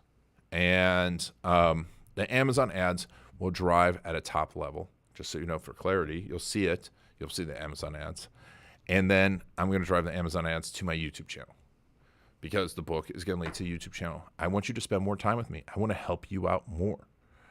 I want you to get indoctrinated into our systems and our technology. I've been doing this for so long, and I know these things work. I don't put stuff out there that I think is going to work. I've tested this 3, 4, 5, 6, 7 times. And a lot of this is refining. In partners, people that I've had on, folks, I can't tell you how important it is to be of service to the people around you. And KStories help you to find the people that you're already of service to, show other people that you're service to them, but also find those partners. You're not going to have all the business in the world. You should have referral partners and spend time with them. And find people in your industry that refer to you, that complement your business, that you can give business to. And like my buddy Jay Facette says, it's that type of partnership. You go first. So building up that referral partner community, I pulled in all the stops and had a book launch team. If you want to help share in the book launch, let me know. Email, and I'll get you in there. I'm going into depth into all these strategies, these book launch strategies. I'm not planning on launching books for other people. It is a ton of work. It is a ton. Writing a book, editing a book is a ton of work. I loved it. I love the work. But, man, it's really difficult. You start to hate the book towards the end. But also, I've been doing YouTube, testing out TikTok. I'm going to probably run some TikTok ads. My end goal is to get more people, obviously, to write the book or read the book and take action. That's why I've added all the supplements. I want to see people take action. I do want, obviously, business for a video case story. But next up, the next part of it, and what kept me from writing a book for so long, and what kept me from writing and finishing a book, was because there's so many complexities to what we do. Thanks, Melanie. I appreciate it. I appreciate you being on. Melanie said hi. My friend Melanie.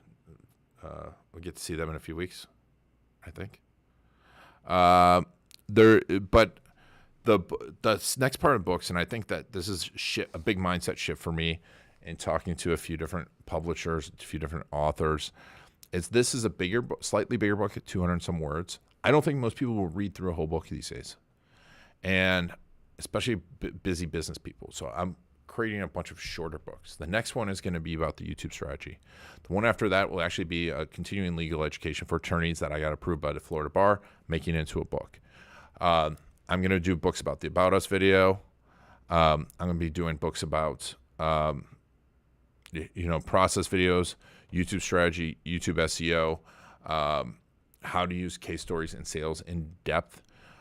We will also be doing marketing show about podcasts or trade shows. So we're going to do a garlic marketing show about trade shows, might make that into a book. The best way to sell more books is to write more books and selling in the back catalog. I've been doing a lot of studying into books and making money from books and building books. And obviously they're going to help market each other, and they're going to connect to each other, drive people to our YouTube channel. I'm really big into YouTube first. I don't think YouTube's going away anytime soon. Build up our email list, provide you with a ton of value, but also what it does when you write a book. And a lot of people are just going to go straight to AI, right? It's not going to be high quality. And I put a lot of effort in this. I had Michelle, who's coming on. We put a lot of effort into reading it, making it better. I'm sure there's mistakes in it. We've been through it 1,000 times with the fine-tooth comb. I switched everything up in the last minute. But it makes you think.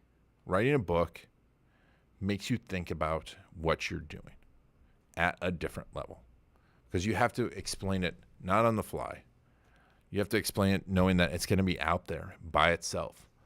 And someone has to be able to go step by step by step. And not only go step by step by step, but you have to entertain them and get them excited.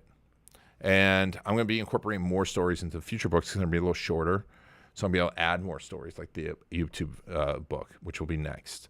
Because I was going to have it. And these are going to be easy for me to write because I've already written them. And I'm like, I just pulled out the KStory book because that's where to start.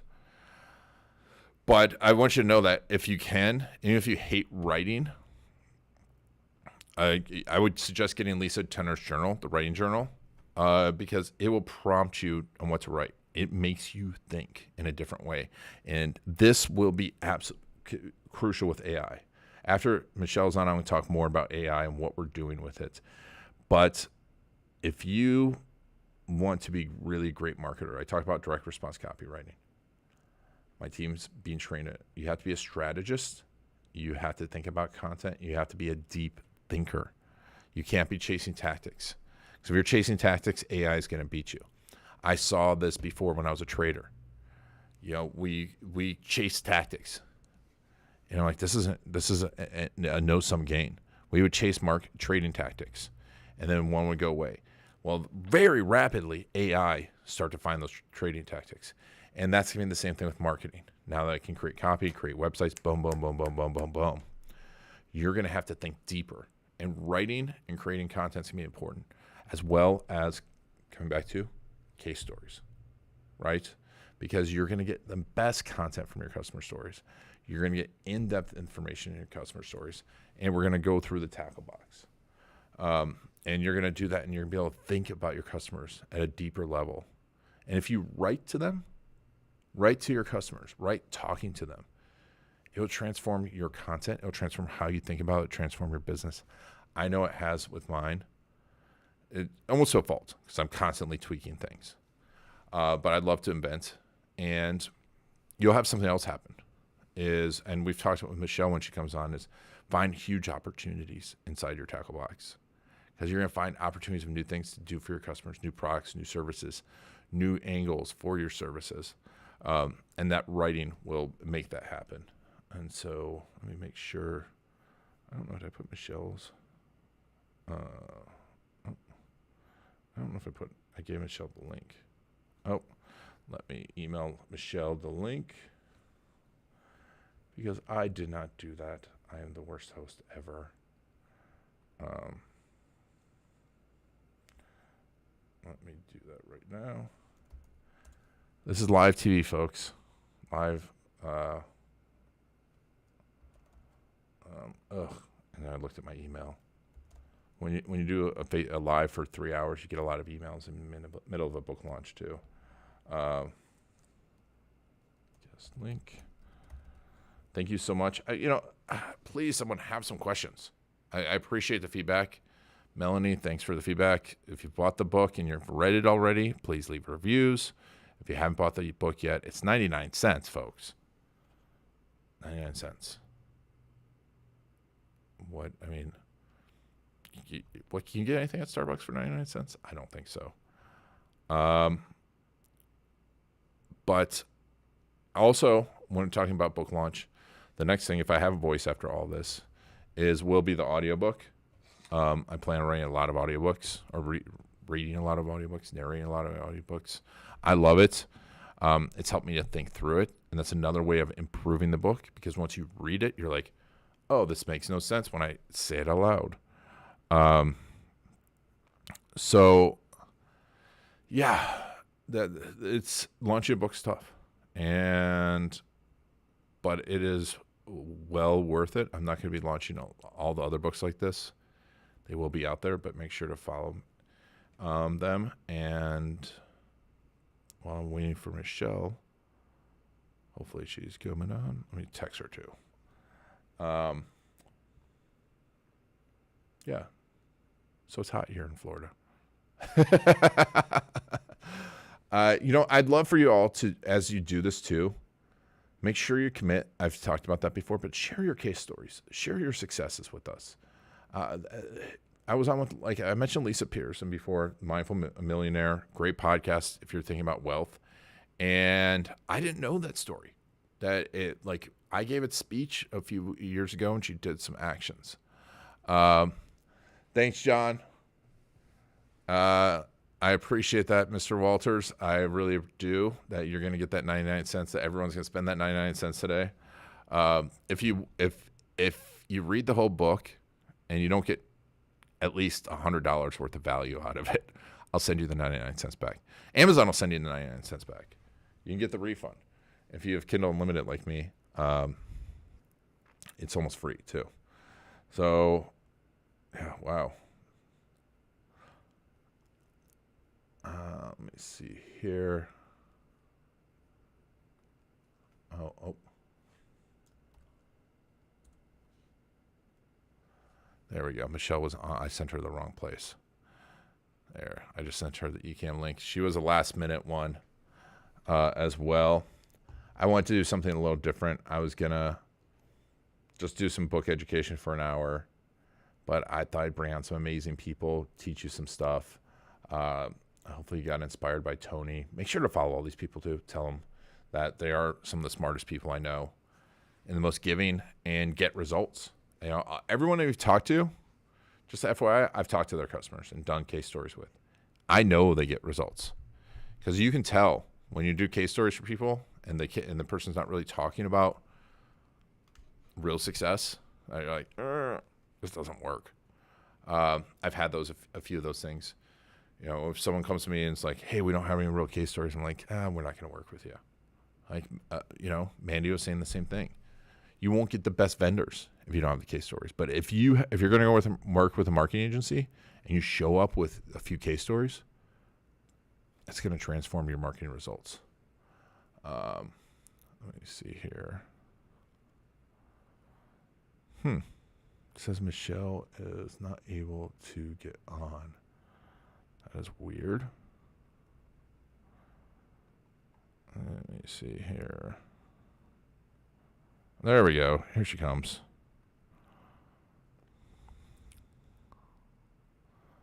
There she is.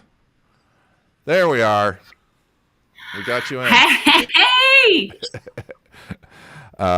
Michelle Prince with Performance Publishing, who's helped me to publish. Oh, and of course, Melanie gave me a question right after.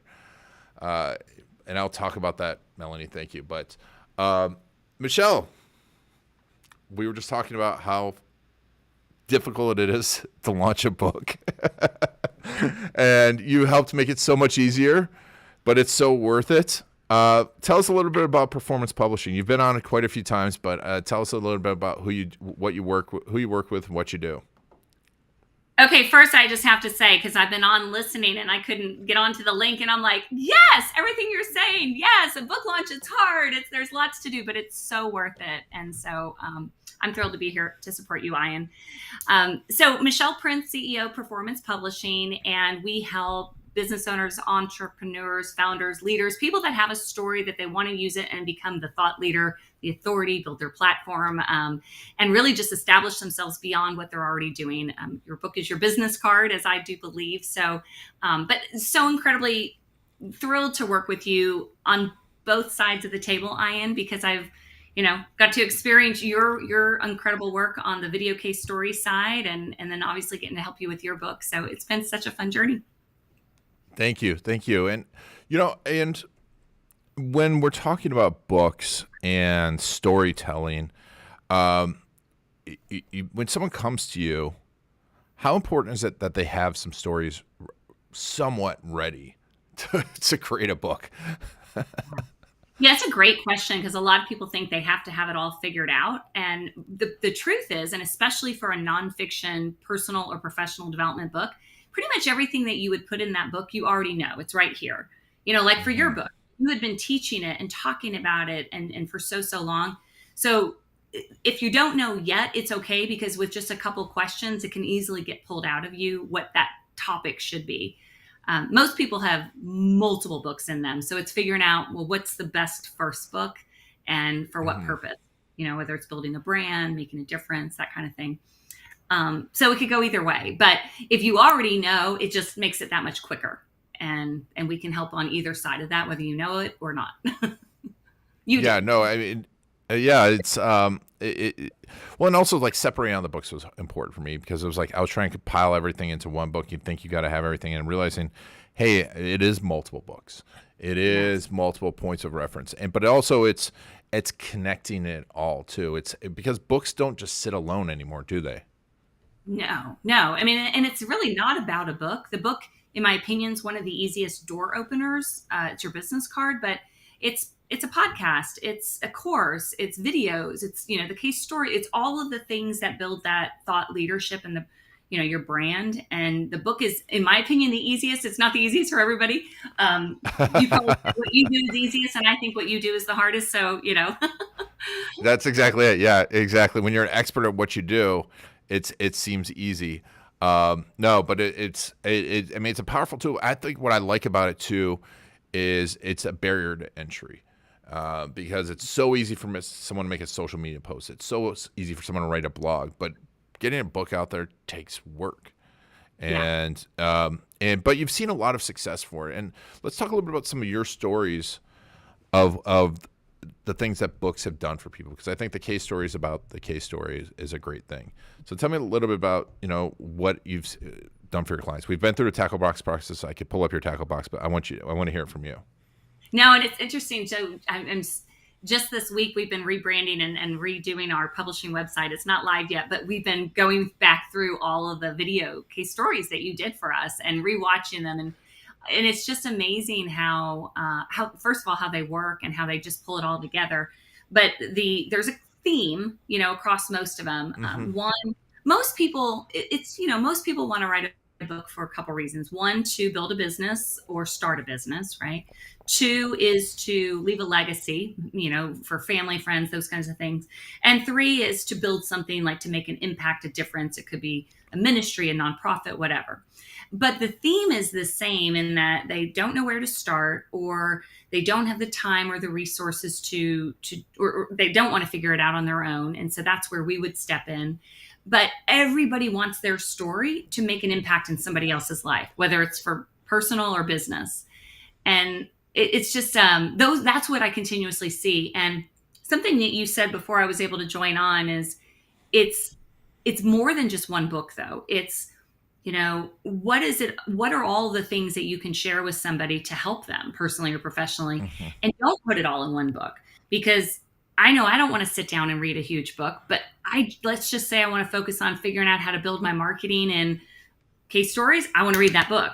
Or if it's about, YouTube or whatever it is, right? You just want to get a book in that subject. So a lot of ways to get to be an author, but it kind of depends on why you're doing it. What's your goals?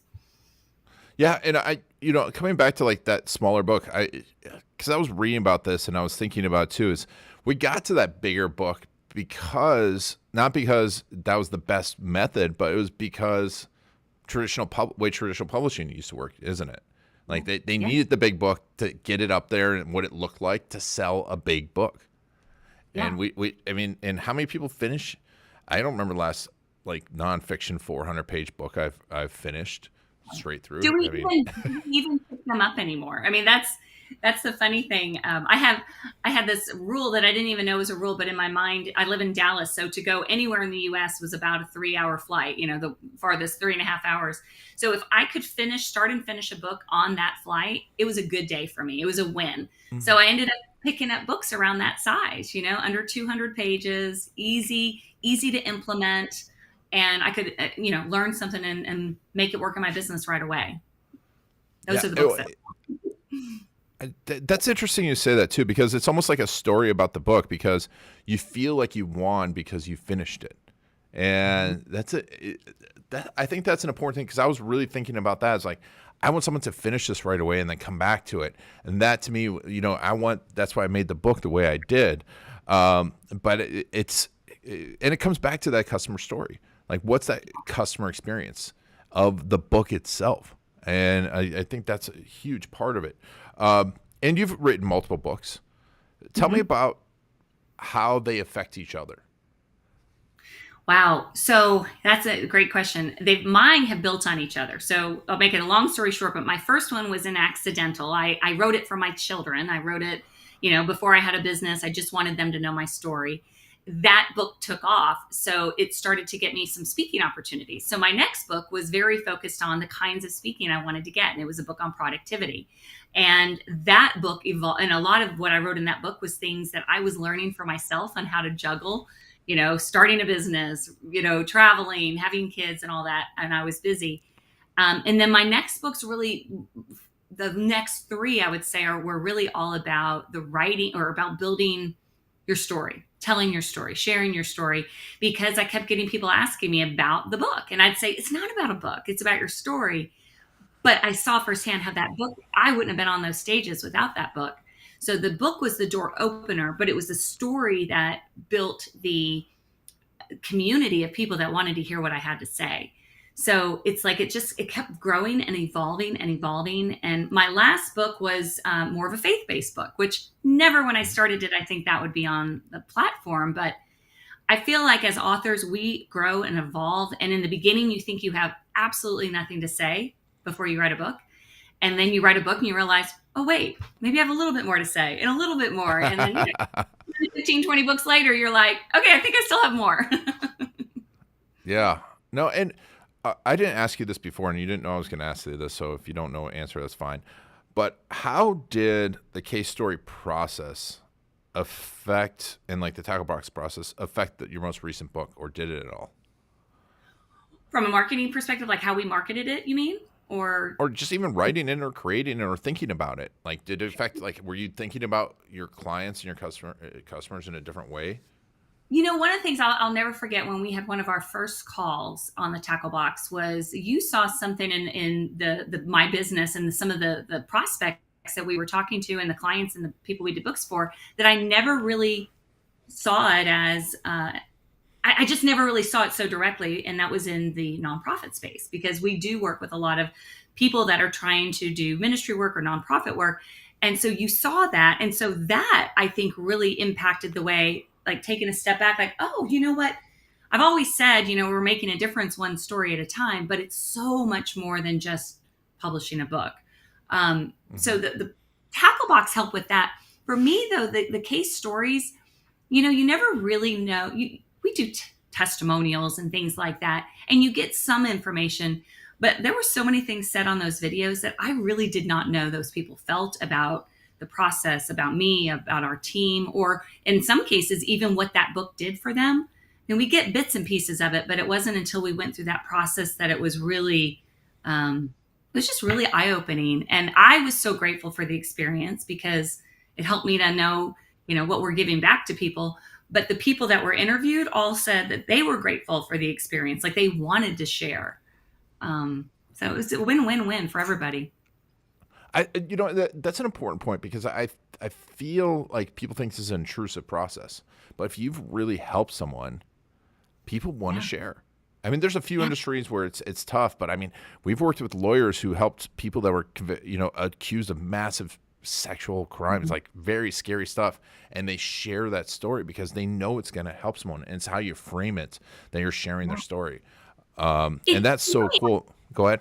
If I could just add something too about you and your team. So I was a little hesitant at first. I knew I wanted to do this, but we've already had asked these people for testimonials. We have them do a survey at the end. I mean, it's not like we don't ask them for feedback. And so asking once again did feel like, oh, are we going to like we don't want to overstay our welcome kind of thing, And it was a really interesting how not only that everybody responded and said yes, I think pretty much everybody, maybe one or two weren't available, but that they were willing to do it and that they really enjoyed the process. And I had several people comment on, and goodness, her name's going to escape me, but the woman Karina. that was Karina, and what an incredible job she did, because she made them feel comfortable. And it wasn't about performance publishing. It was about them. And that's what it should be about. And so it's just the whole thing all around. I see quote unquote testimonials. Of course, I'll never call them that again. Video case stories in a totally different light. And it's not just about you telling me how great our company is. It's really giving them an opportunity to share their story, which is what we do with books. And now I see how it works through case stories as well. Yeah, no, it is. And, one of the things I'm doing is really, because I will hopefully people get out of the stories, but is connecting the book to their stories through QR codes and through links. And you've been working really well with us on that. I'm super excited for that. And, when you're collecting story, and I'm glad that worked, but how often do you do like something similar or process for a book? I'm just curious. Like, do you have people go out and interview their clients for a book? Well, to create the book, yeah. Yes, and well, not so much their clients, but that is definitely an angle that I think would make writing a book a lot easier for a lot of these, professional books, business-based books, testimonial books. Kind of creating that thought leadership type of thing. We do a lot of it with the author itself and interviewing them and pulling it out of them and writing it for them. But I can see, it's just such an easy way to create the story. You don't have to write a book to be an author, right? So what if you could create this story through video? What if you could create it through podcasting or whatever? And then getting the feedback from the people that you're helping the most. It wasn't a model I really used before we met, truthfully.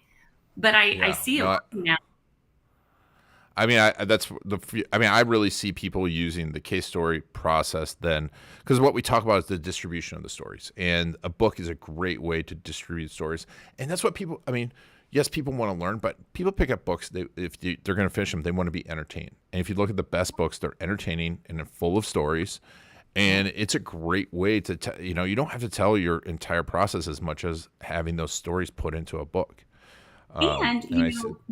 We are so, in the social world that we're in, we believe what other people say more about us than what we would say anyway. So just like in a book, for example, having those case stories, like as a QR code, instead of you saying like, here's all the things we do, what better way than to have somebody else say it for you through that video case story? It's just so powerful. It is some of the best marketing, but it's so simple that I don't think it's, I don't know. It's maybe overlooked how simple it is, but it's so powerful. It's the fundamentals. I feel fundamentals, people, because it's simple, like free throws, right? Or jump shots or putting we were talking about, or, simply in sales, listening to your customer, practicing your listening. We overlook the fundamentals because we always want the new cutting edge thing that made someone $1 million because that's what's sexy. Right. But so tell us a little bit about working with performance publishing. What's the process? I know the process, but I'm going to let you tell the process. Yeah. Oh, thanks for asking. So we do a couple things, and for our author clients that are done for you, basically we take on the whole process for producing the book, getting the book edited, designed, in production, distributed, all of the pieces that have to happen from the time you get the book started, whether you write it yourself or we write it for you, all the way through to holding it in your hands and having it available for sale. It's a unique process because we call it partner publishing, but it's best known as hybrid publishing because it's the best that you get with traditional publishing, in that it's the right resources. You don't have to figure out the process. They do it all for you. And in many cases, we're using a lot of the same printers and such as traditional publishers. But it's all the benefits of self-publishing, where the author maintains the rights to their work. The author gets 100% of their profit and royalties. And so we see it as we're an extension of the author to bring their book to life professionally, but letting the author carry all the benefit. And so that's kind of the model. And we also work with those that want to self-publish through, of course, we have Bookbound Academy and a lot of other things that we do to educate people on the process. But you just have to start, because once you have a book, it is, in my opinion, beyond what you're doing, of course, one of the greatest marketing tools out there. You can it is. I've never met somebody who has said they regretted writing a book, ever. They just say they wish they would have done it sooner. Yeah. I mean, in the middle of it, I'm like, I don't want this damn book to be out there, but because I'm just critical of myself and the writing and stuff. And it was more like, that's the way I am. I'm like, I'm just being the artist I am and tear stuff apart and whatever. But it's an amazing process, and I appreciate you helping me with it. And we'll put a link to all this stuff in the show notes. Michelle, thank you so much for helping me write the book, publish the book, be a part of it. I really appreciate you. And you coming on here, of course. Well, and I'm honored. And I just have to give you a little bit of credit there, because even the best of us who know exactly what they want to say still struggle with that process. My last book took me over 2 years, and I know how to do this stuff. So I'm just like you, but better to get it out, better to get it right than rushed, I say. But I'm so excited for you. Couldn't be more proud to be a part of this launch. And I can't wait to see what this is going to continue to open up for you. Awesome. Thanks, Michelle. I really appreciate you being on. You bet. Take care. Now, everybody go buy that book. 99 cents. All right, folks. While I was on there, it's writing book stuff, but it's stories, and we're going to do a lot, I think, around case stories and books, because it's a great way with your clients. Like, here's 4 success stories. You can share the video, you can share the book, and you don't even have to really be in it, right? Because you collect the data, and then you can continuously do that and stay in front of your ideal clients. Send it to your ideal clients. Hey, read this. And that's the thing. There's nothing more authoritative. I can't wait for the hard copy. I don't have it yet. I want to get it launched before the end of the summer, so we pushed it. But there's nothing more authoritative than giving that book, right? Handing that book. And it really, I think it helps a lot of things. But Melanie, my good friend, asked, what was the most difficult part of design, writing, and or collaborating with others on the book? All that stuff. Designing, it's like you overthink everything. And I know about like 500 episodes of the Garlic Marketing Show. I did a whole series of interviewing the best book marketers out there, Steve Gordon, Alex. You should go check that out. And there's so many different ways to make a book. And staying focused on that and getting the book out is great. Writing the book is difficult. For me, it's hard to reread. And that's why it's good to have different levels of editors. Deciding what not to include. Because I'm like, well, you got to kind of know this, and you got to kind of know that, and like all the science behind it. I didn't go deep into like mere exposure theory. I didn't go deep into all the problems, like the fundamental attribution error. I didn't go deep into these mental breaks, these cognitive dissonances we have that actually cause what does all this. And I know all that stuff, but I'm like, I don't think they want the science book yet. I would like to. I'd love to talk about all the science that goes into this. That's why I geeked out with Paul Zach. But I wanted to make this more of a how-to inspiration and how-to manual. So that was a big part of it, what to leave out. And it's also hard, to not be, to make it evergreen. You want something that's going to last for a long time. So I talked about YouTube, but I really didn't talk about the rest of the strategies. I actually wrote an SEO book 10 years ago. That's a kid's book, Stake Your Claim. You can see it if you Google my name, Amazon. I'm going to redo that next, redo the title of it. I knew nothing about titling books then. I knew about SEO. But, editing a book, working with people, stating their vision. I can't imagine working with a full, blown publisher just because I'd probably argue with them a lot. I'm just stubborn. And yeah, omitting what you want. Yeah, getting rid of stuff. I always kept thinking, Melanie, you're right. Seems to be a difficult part of omitting. I think back to Stephen King's quote, kill your darlings, kill your darlings, kill your darlings. You're like, this is a really good piece, but does it make sense? But, with all the video editing we've done, 10,000 plus videos, that's one of the things I coach all of our editors on is this absolutely necessary, right? We've got a minute, 2 minutes to talk to someone. Is this absolutely necessary? Is this word necessary? How can we change this to make it simpler? How can you change it to make it easier? The other hard part for me was not putting a ton of stories in it because I had the stories, but it would have been blown up to a 400-page book because this system is deep and in depth. But yeah, we've got about 30 minutes before our next guest, but I'll talk. I want to talk a little bit about AI. AI is transforming everything, and it is massive. I'm working on some tools around this, around customer stories. But one of the things I think, talking for 3 hours gives you a sore throat. I should have had AI Ian up here. Max Headroom. Remember Max Headroom? AI and customer stories are going to be a match forever because the human experience AI will never be able to have, and the more we can extract that human experience through story, the better we have. I mean, yes, there might be AI might become sentient. That's a whole nother thing. I don't even want to go down that rabbit hole right now. But for right now, one thing that Dobbin said, right? Communicating, like teaching AI to communicate with your customers, teaching AI who your customers are so it can communicate better with them. Nothing KStories will show that. But them saying having a testimonial is not going to do that. But this process will, because you'll get so much data out of it. When we ask people for a customer story, and we say it's going to be 10 to 15 minutes, many times now, because of Zoom transformed everything. It might be an hour-long conversation. When I do just video, a lot of people ask, like, should I send out a video crew? We can. A lot of times, especially if it's someone's first time telling a story, the story's not as good, and they want to get out from the hot lights. They're not used to the camera. I'll post some pictures of this so you can see all the lights around me here at our studio. I'm used to this, right? I've done this for years now. Most people aren't. So if you throw that camera in front of them, it takes work.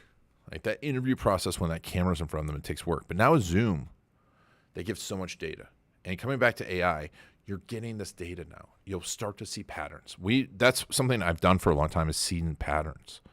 And I can get in some of the client's head. But you'll be able to identify other patterns with AI.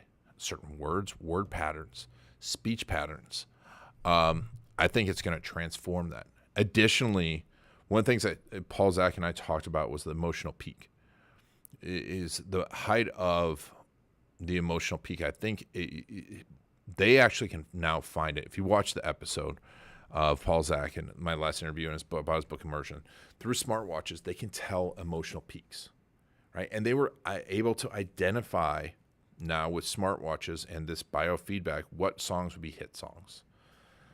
So when you can find that emotional peak using AI and then incorporate into it your brand, your message, your call to action, it's going to transform how we're selling completely.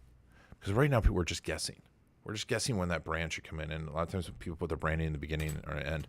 But branding needs to be, like Paul talked about in his book, needs to be coincided with that emotional peak. And finding that now, we'll have the tools to do it. I still think, it can't be 100% AI driven, but AI massaged. Additionally, looking at all the opportunities in there, finding keywords, and using AI to collect more stories. I don't think you should get rid of the interview, but to automate the process. One of the things I talk about in the book is collecting stories along the way. People's stories change, right? They change in their mind.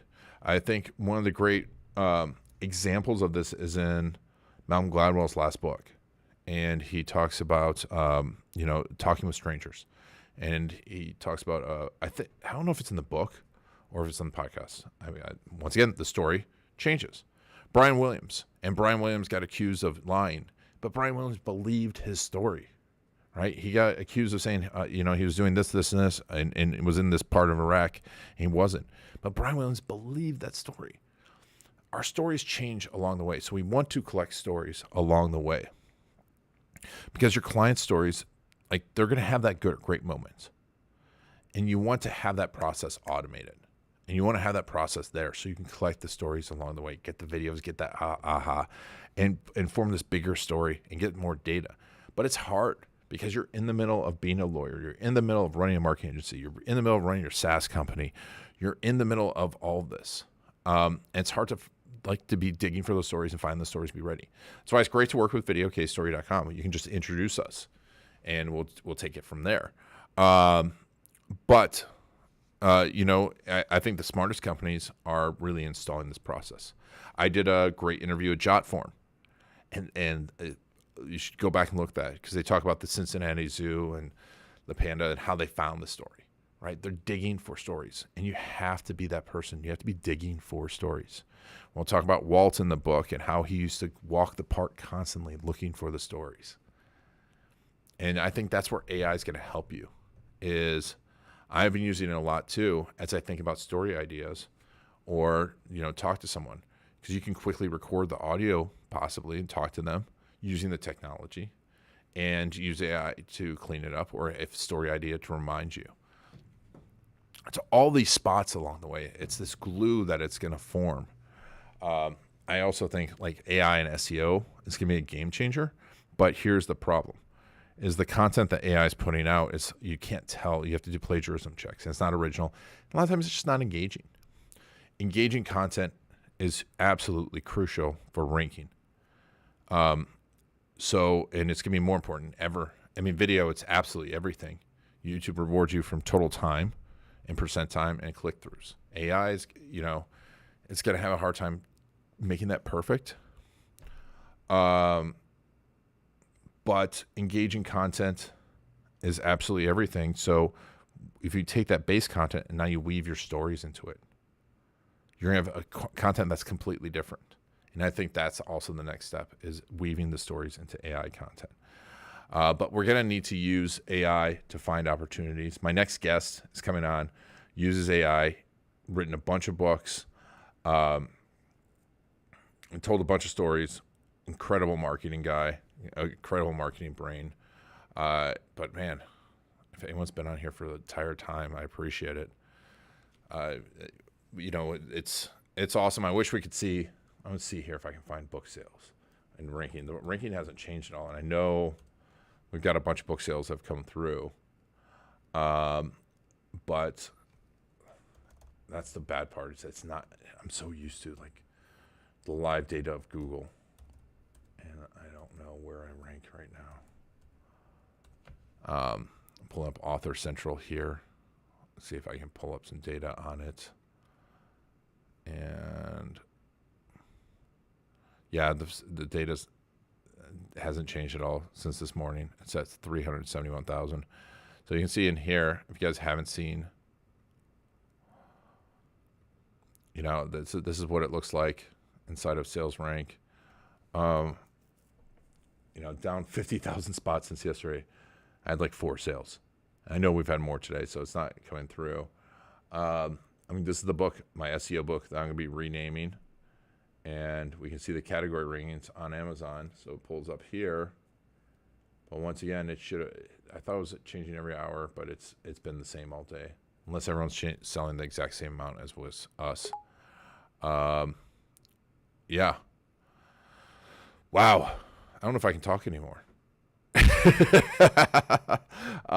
So that, that's, let me see here. Let me put back. I had a LinkedIn message come through and I was going to go check and see if anyone had any messages or anything on the launch. If anyone had any questions. We've got networking. Let's see here. No questions on the launch. Let's go over to YouTube. I still says 11 people watching. I don't know if that's true. We've got 7 people watching now on YouTube. Melanie's questions were on YouTube. I appreciate that. Man, any questions about the book? Did anyone read the book? I think you could have read the book this whole time. 2 hours in, 2 hours and 20 minutes in. But I might as well keep it going. Folks, you know what? I'm going to what I was going to do is I haven't gone through the tackle box with you, and I think this is absolutely one of my favorite things is the fish in the barrel strategy. Over years, I didn't get big into like the huge volume of subscribers, which now looking back at Mr. Beast, I'm like, man, I want that. But my clients kept growing, and I wanted success for our clients. That's what came down to Video Case Story. I did a big talk with Greg Hickman about this. But let me see here, Google Chrome. But that's where we've developed the KStory tackle box processes, really learning what works and what's going to make you money, what's going to convert people. And that's why I create this fish in the barrel strategy. There's a lot of clients. We talk about a lot in the book. There's a lot of potential clients swimming around your case stories or swimming around your presence. And I actually talk about this a little bit. We think people just buy, they get to your website and they buy, but they don't. Google just said that there's 500 different points of contact for someone to buy. They're exposed to a brand 500 times before they buy an airline ticket. An airline ticket, folks. So an airline ticket, that is, let me get my little face in there. That's huge, right? So if you have an extensive service, lawyer, doctor, dentist, if you're a SaaS company, book publisher, like how long does it take someone to publish a book? Dobbin, right? Dobbin's not cheap to work with. Mandy, hands-off CEO, big consulting company. Very few people are just like, oh, I saw Mandy, I'm going to give her $80,000, right? Or whatever her offer is now. Or it's probably around there. If she's helping make $1 million a year, that's cheap.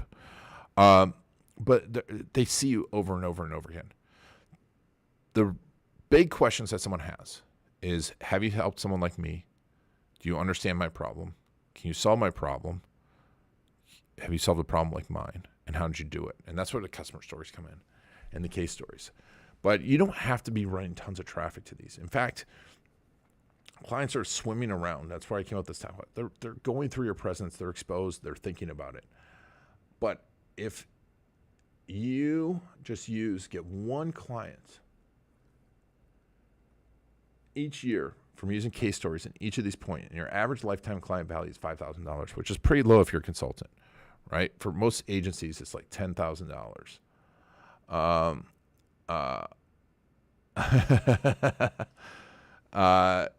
thanks, Melanie. Collaborating, yeah, the boat and fishing thing, I kind of took it overboard. No pun intended. I didn't mean that. But the fish in the barrel strategy is 5,000. Like, these are all places that clients go. And so if you got one more client every year from each of these places, your website, because you have a great case story on your website homepage, your About Us, second most used page on the website, Contact Us page, go look at your Contact Us page traffic. I can almost guarantee for every 100 visitors you have probably 25 contacts at best, usually probably 10. If you just got one more client a year, you can probably get double this. Your services pages. If you have multiple services, you should have people talking about that different service. If you're a criminal defense attorney, it's multiple services. If you're an agency, it's website, it's hosting, it's email. If you're a SaaS company, there's different functions of your SaaS, right? Email engagement. Folks, the best follow-up is stories. And most of you suck at follow-up. I've seen this. As soon Dot & Co came on, and they talked about Taylor over Dot & Co. 25%, how they use case stories before someone calls them or before they have the sales call. You send them a case story just like them. Online reputation. We talked about that before. Get case stories ranking for your name of your business, your name plus reviews, your name plus profits, your name plus clients. Get those case stories ranking. Retargeting, I did not talk a lot about this right here. Get the retargeting pixel. Facebook retargeting network is everywhere. You can have, if you've hit our website, you're now going to see our success stories follow you around, right? Over and over and over again. Imagine having your best customers 24/7 just following people around. Your YouTube channel, people are going to do research on there. Your Facebook, Facebook's here and there, but everyone's on Facebook at some point. They're going to investigate you on there. And if you just get one more client, if you're in B2B, you're going to get 10 more clients a year by just putting case stories once a month. They're going to see that and go, oh, they helped someone just like me with the problem I want, and I want that transformation. So let's say we get all these clients and you have an average lifetime, one more client a year from each of these places, and your client's $5,000. Let's say that's low. Let's say $10,000 if you're a decent sized business. Your 1 year value is $110,000. Most of our clients use their case stories for 4 years. That's a $440,000 return on investment for one round. That's just in these places. If you sign up, there's 50 ways that we've suggested it. Trade shows, case stories and trade shows, home run, especially playing behind you. Case stories, cold outreach, case stories, Facebook ads, case stories, TikTok. You'll see it on mine. Case stories optimize, show up in Google search. We had a case story showing up #1 for federal criminal defense attorney. Case stories will transform. It can do all these other things, but this is just the fish in the barrel strategy. And we've had clients use these videos for 10 years. If you do a case story right, you'll be able to use it for years. So these are all places that you want to be using your case stories. And this is just the fish in the barrel strategy. So folks, go through the process, read the book, make the time, commit, and you'll have this tackle box too. Run through it. It'll keep you motivated. And then inside of here, you'll be able to go through each of the points of the case stories. Your connection, conflict, conclusion, first big win. We talk about that in the book, why they're important. And then you break it down. The CSI strategy. I talked a little bit about that. We'll have this. You'll get all this when you get the book. This will break down hook, temperature, angles. You'll have it organized like Mandy was talking about. So that when you get someone like my buddy Jason Swank, who did a case story from us, we have a link to the transcript. We have the hooks. People can base their opinion on me rather than people saying, hey, I'm really good. That's a cold to warm. That's actually probably a warmer hook. And then you can plan out. This has little drop downs of what types of videos you do and temperature. And so you can say, hey, this is a hot, cold, or warm. You know where to use it in there. This all comes with the book, right? For 99 cents. And this tool will transform every piece of your marketing. If you go to work with a marketing agency, which I suggest you do at some point, you give this to them, it is going to transform your business. You're going to transform. They're going to love it. You're going to get amazing results. It's going to be huge. But also in here, you'll put your execution plan. You'll put all of these things. You can see a bunch of our case stories in here, a bunch of the people we've helped with their case stories. And this will be the place that you go then to start your YouTube strategy, which I talk about a lot in the book. I think I could have just read the book to you guys, but I guess that wouldn't have been as much fun. And if you read the book, this will be a good supplement. All right. And we've got 15 more minutes. The book is on Amazon, as you know. If you share it, if you want to become a strategist, let me know. We need more people to help us. But also, if you if you feel like you can share this with someone, and you want to tag a business in there, let us know. If they end up working with us, actually, we'll send you a little bit of money. But that's not why we're doing this. We're doing this because I want you to have amazing, amazing case stories. And my next guest comes on in 15 minutes. So let's make sure. Let's talk about. I talked about everything in here. We talked about funnels. We talked about the 11x ROI, which is the YouTube strategy. You know what? Let's talk a little bit about YouTube SEO. How it works. Why does it work? YouTube is the second most used search engine out there, folks.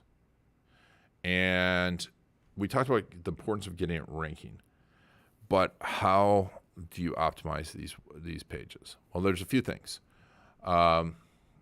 Let's go over. I don't know what's gonna. Let me switch over to a YouTube channel. One thing I get from all of our clients is if someone watches all their videos on YouTube, they become a client almost immediately. But let's look at one of our clients.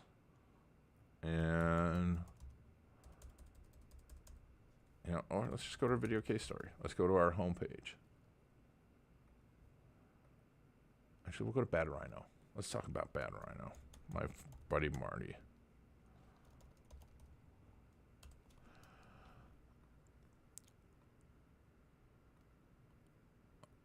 So, a few things that you want to think about with a YouTube first strategy is, there's my schedule. You guys saw all the stuff I've got going on now. And we'll pull up here.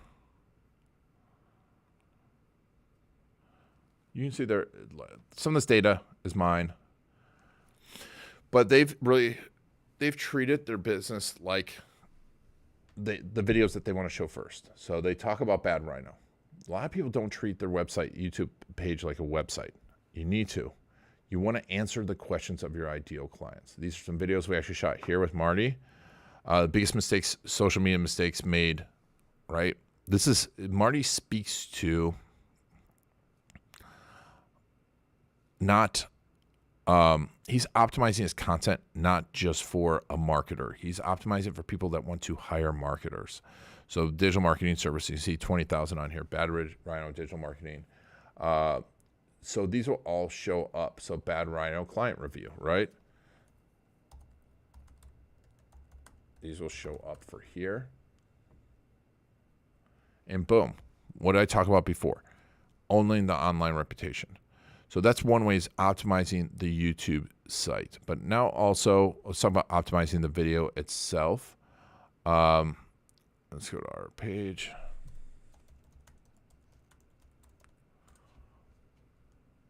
Go to our page and you'll see it here. One of the things that I will do is I will use keyword research. How to make video testimonials that work. You can talk about your case stories being optimized for your specific services. So what do we want to do to optimize those? We want to make sure that we have a story. We want to make sure that the story serves the intent of the person searching. So if someone's typing in, digital marketing agency, that you talk about working with digital marketing agency, the best thing to have is case stories. The other thing you want to do is also make sure you have what's up, storytellers? Descriptions, extensive descriptions. One thing is, this is an old video that was 2023, and what we did was we transformed it. This is way too many links off of here. Definitely have chapters. Tell people what they're going to learn, but have high intent.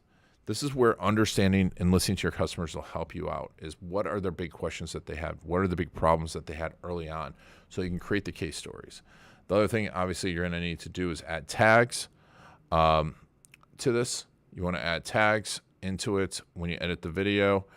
You want to add, and when you update the title card, another thing you want to do is make sure the title card, all the files are named properly. But in the end, if you have great stories, if you have great content, they will rank higher. Great stories and great content rank higher all day long. It doesn't even have to be optimized that well. And you'll get more views. Now, the other thing that people always ask me is, how do you get more views? And this is one of the things I think you should talk about, is why do you want more views on YouTube? Why do you want to have 1,000 subscribers, 10,000 subscribers? Marty, I showed you, had 100 subscribers and made millions of dollars off his YouTube channel because he speaks to a small segment of the population. Awesome. Speaks to a little bigger segment of the population. They have 20,000 subscribers. Just sold their business for 8 figures.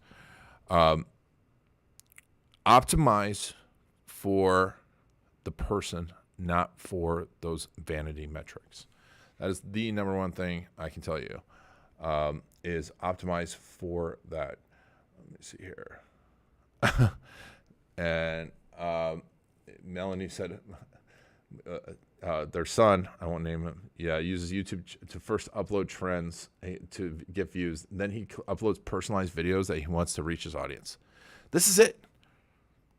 Her son's a year older than Max. Folks, these kids are on YouTube. They're not getting off YouTube. YouTube is not going away. It needs to be a key part of your strategy. And that's why I'm doing the books and putting that all together. YouTube. All right, folks. Got about 8 minutes till Chris comes on. And I don't know if I can talk for 8 more minutes. This should have been an hour and a half, 2.5 hour live stream. Wow. I had a granola bar earlier. Once again, I could have read the book in this amount of time. But we're doing this. And I've got Melanie along the way. Melanie, I'm buying you a few drinks when I see you. So we talked AI. We talked YouTube optimization. We've talked the tackle box. You've looked at the tackle box. You've got the book. I think that's it. We've got my friend Chris coming on in a little bit. Chris, you know what? Since I've got 7 minutes before he comes on. We can talk a little bit about Christopher Lochhead. Christopher was CMO. He was actually one of my first guests. I was looking back at, I think, 2016, 7 years ago, one of the first Garlic Marketing Show guests. He is the author of several books, including, I think he's written like 10 books now. But his big idea is the idea of category design. Thanks, Melanie. The delay is a little there, so I just got your message. I appreciate you supporting me. Oh man, Jensen, thanks for being on. I appreciate it. I didn't even know you were on here. I can't tell who's on here unless you message me. So tell me who you are and where you're from. But Chris Lochhead is coming on. He is the father of category design. And his book, we'll pull up his books on Amazon,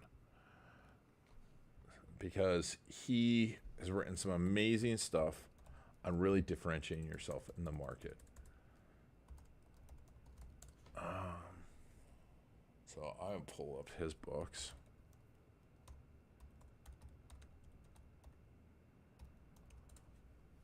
I'm going to make this into a podcast. And when you guys heard me listening to this podcast, I'm like, this is a 3-hour podcast. All right. So his first book, Play Bigger.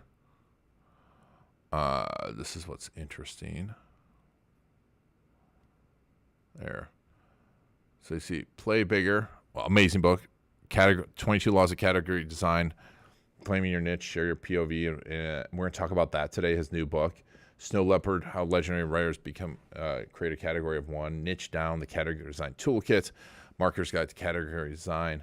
Become known for a niche you own. All this stuff has inspired me. And he has an incredible newsletter. No Ocean Strategy. Lots of small books on top of it too. You look at this and how they're all driving it. I want to talk to him about that today. He's a character, the lightning strike strategy, breaking all this stuff apart, because these are all parts of his book too, Crossing the Chasm. You can see tons of books. But I think his strategy has definitely worked and definitely led people into getting on his newsletter. He should be on in 5 minutes or so. Let's see if it comes on any earlier. But he's had 3 exits. It was CMO in Silicon Valley. I think he surfs with his chickens now. We'll talk about surfing a little bit and what's going on there. And, he's going to be a great one to finish up with. As we'll talk about, really, that's what case stories do, is separate yourself out, right? Because if you have a case story, and I've seen this so much, if you have a case story that speaks directly to that person, directly to their problem, and they see themselves into it, and they feel it. No matter what you have to offer otherwise, they want that. And they don't care how you work. If you have the right case story for the right person, you become the category of one. And we're going to talk a little bit about that today, because the more of these case stories you have in different ways and different formats at the right time, the better off you're going to be, right? Because then you develop, that's what the tackle box is for. So when you enter into a meeting, when you start a marketing campaign, you don't have one or two stories. You have tons of stories, and you can just get started with them, and you can find them and use that. I mean, AI coming down the road to find the right story and craft it properly. But I used to do this all the time when I go into meetings. I'd have 3 or 4 or 5 stories ready. And once in a while, I'd try and tell them all, and that was horrible. But if you have them ready, then you can walk into any meeting and talk about anything at any time. And we were talking about before, you empower your salespeople, like Mandy was talking to me before, so that you just become irresistible. And I haven't really talked about even many of our case stories, but everyone that came on, we've worked with in some shape or form. And it's helped to transform their business. Just the strategic part of it, not the actual stories. But then we have stories that rank, and we've grown businesses from 0 to 10 million. We've helped other companies land major clients, 5, 6, 7-figure clients, using their case stories, getting in the door, using it outbound. It is one of the most powerful things you can do. And folks, and next up will be the YouTube strategy. We get deep into that, the storyboard blueprints. Because once you have the case stories, now you know that person's journey. You can create tons of content speaking right to that person. But yeah, this has been a long, long launch. This is, I think, the longest video I've ever made. What do you think? I've shot video for a lot longer. I do this to clients all the time, right? Interview them for 3-4 hours, and then their just brain is fried, and they're like, I can't say anything more. That's how I feel right now when talking for 4 hours. I don't know how Tony Robbins does it. I definitely need a little break after this one. I'm gonna probably have some virtual champagne with Melanie, maybe real champagne. I don't know if Jess is watching this. My wife, I want to thank her. She did so much work for this. You know what? I forgot. There is one thing before Christopher Lockhead comes on, and that's the t-shirt. I completely forgot about that. I'm doing this all by myself. I don't have a big crew with me today. So I will pull up the new t-shirt, and then Christopher Lockhead should be on in a second. And here it comes. I'm super excited for it. Just designed it. And I'll pull it up here. And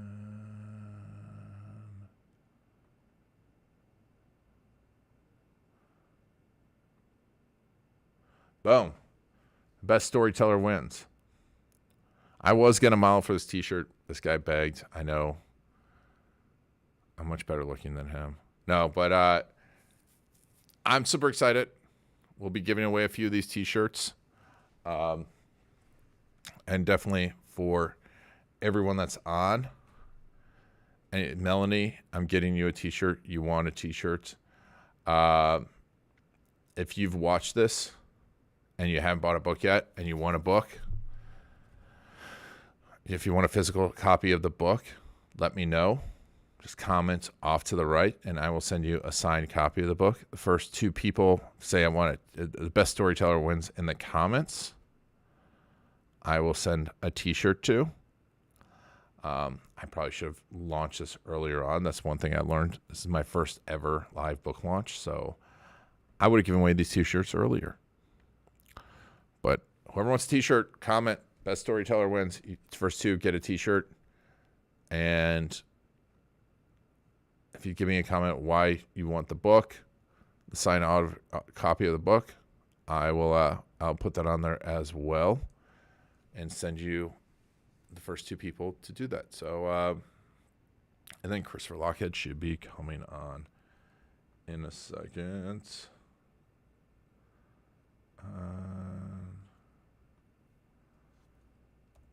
Make sure here. So let me see. Well, I'm waiting for a comment. Who wants a T-shirt? And let me see here.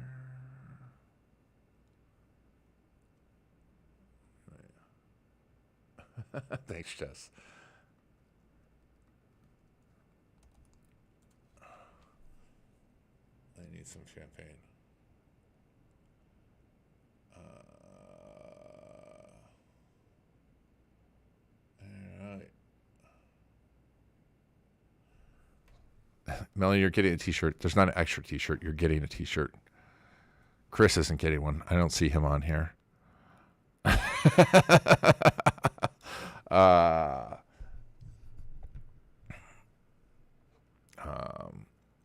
But let me see here. Where is the T-shirts?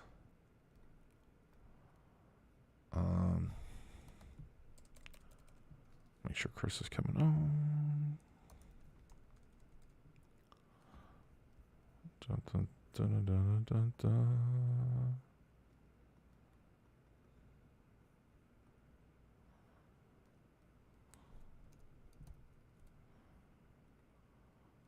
Oh, there.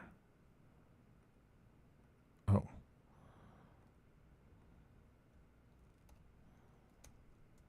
He's on the Zoom. I guess I didn't get rid of the link on the Zoom. Let me see if I can get on here. Oh, you know what? They sent the Zoom link. That's what happened. I called an audible. And I changed it everywhere else, but my team sent out the Zoom.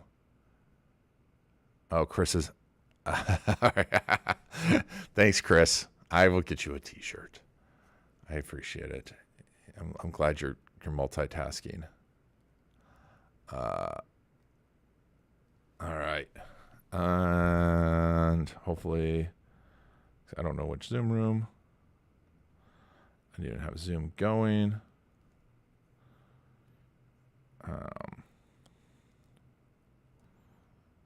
Oh. There it goes. Here it comes.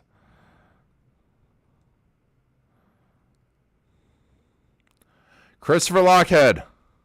I am Garlic. How are you?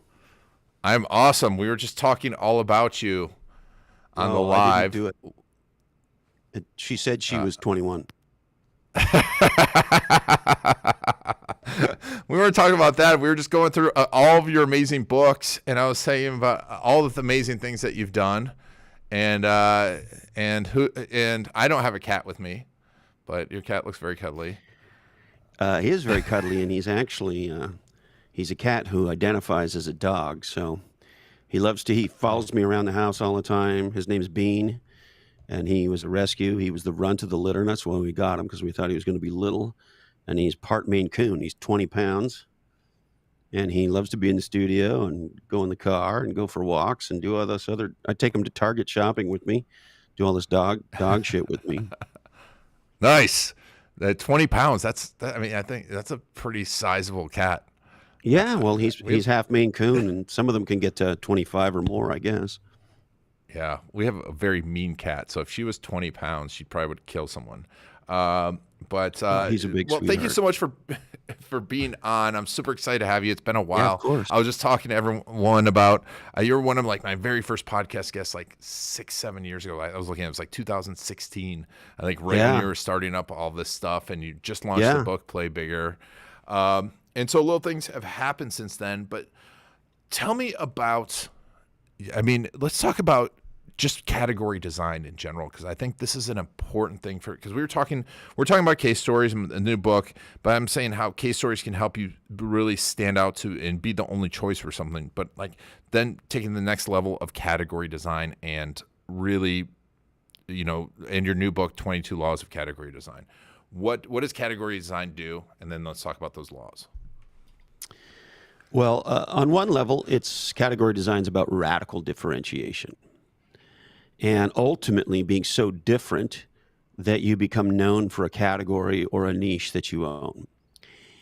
And if you do advanced category design, you're going beyond sort of, if you will, simple differentiation, and you're actually creating a new category of product or service, a new market category.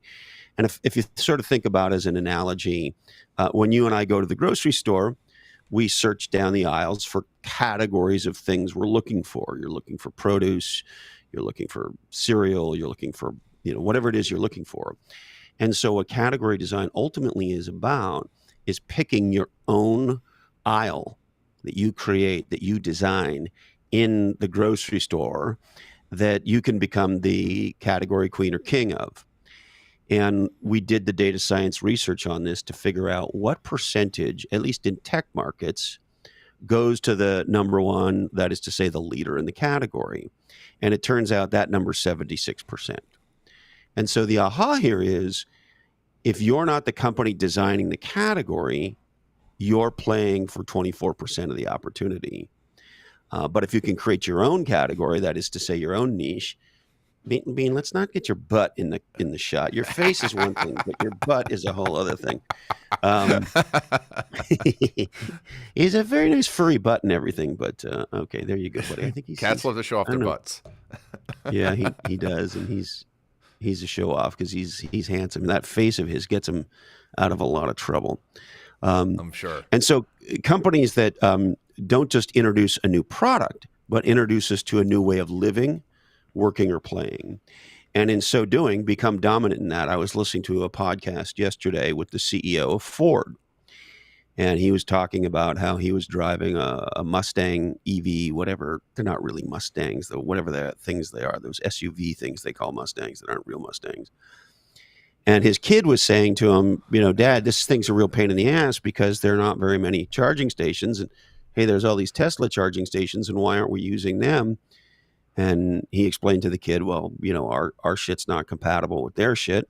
And so he said, well, Dad, that's really dumb. And he said, you know what, son, that's right. And so Ford came forward and did a deal with Tesla to use their Tesla stations, and they're going to standardize on that technology.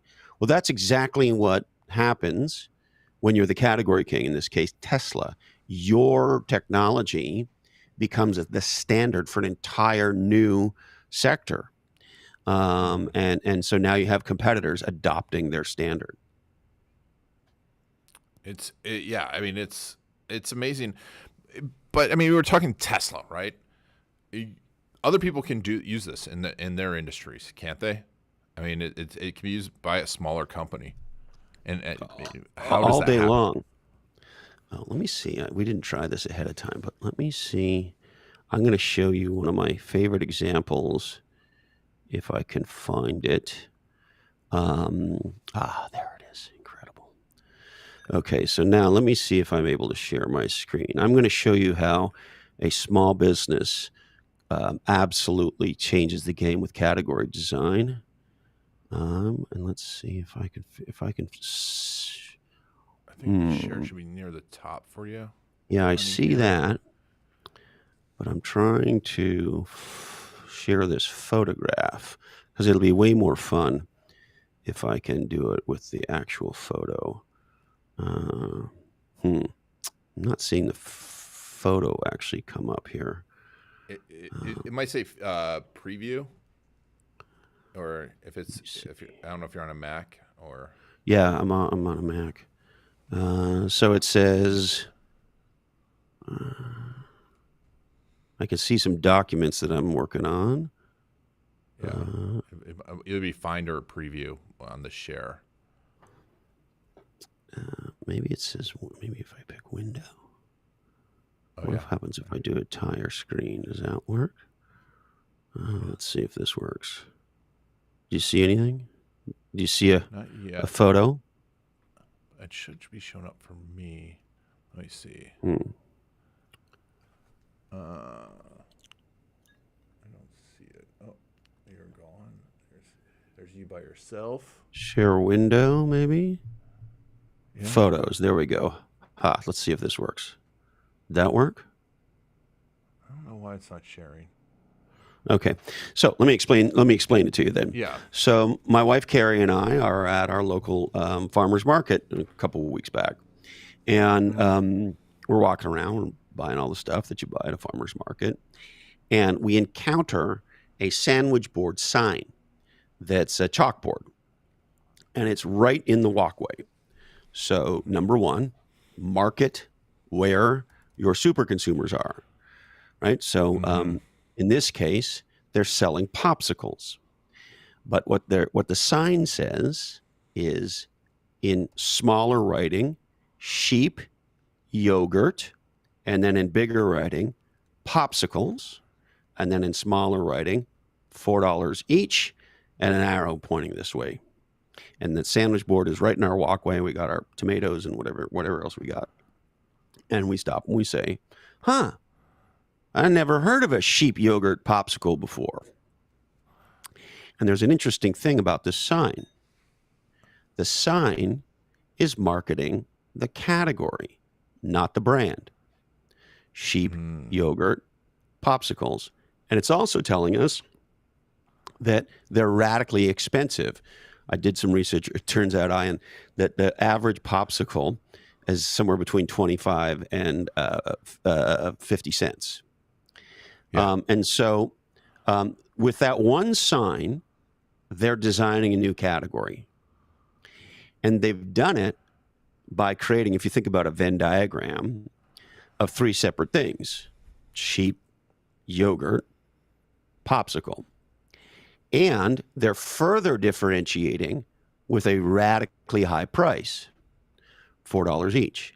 And they're doing it in the exact spot that their potential super consumer is defined by the top 8 to 10% of any of the buyers in any market category, likely shops, which is a farmer's market. And if you're at a farmer's market, you're probably used to paying 2 or 3x more for tomatoes than you would at a Safeway, because the tomatoes at a Safeway are rubber pieces of shit.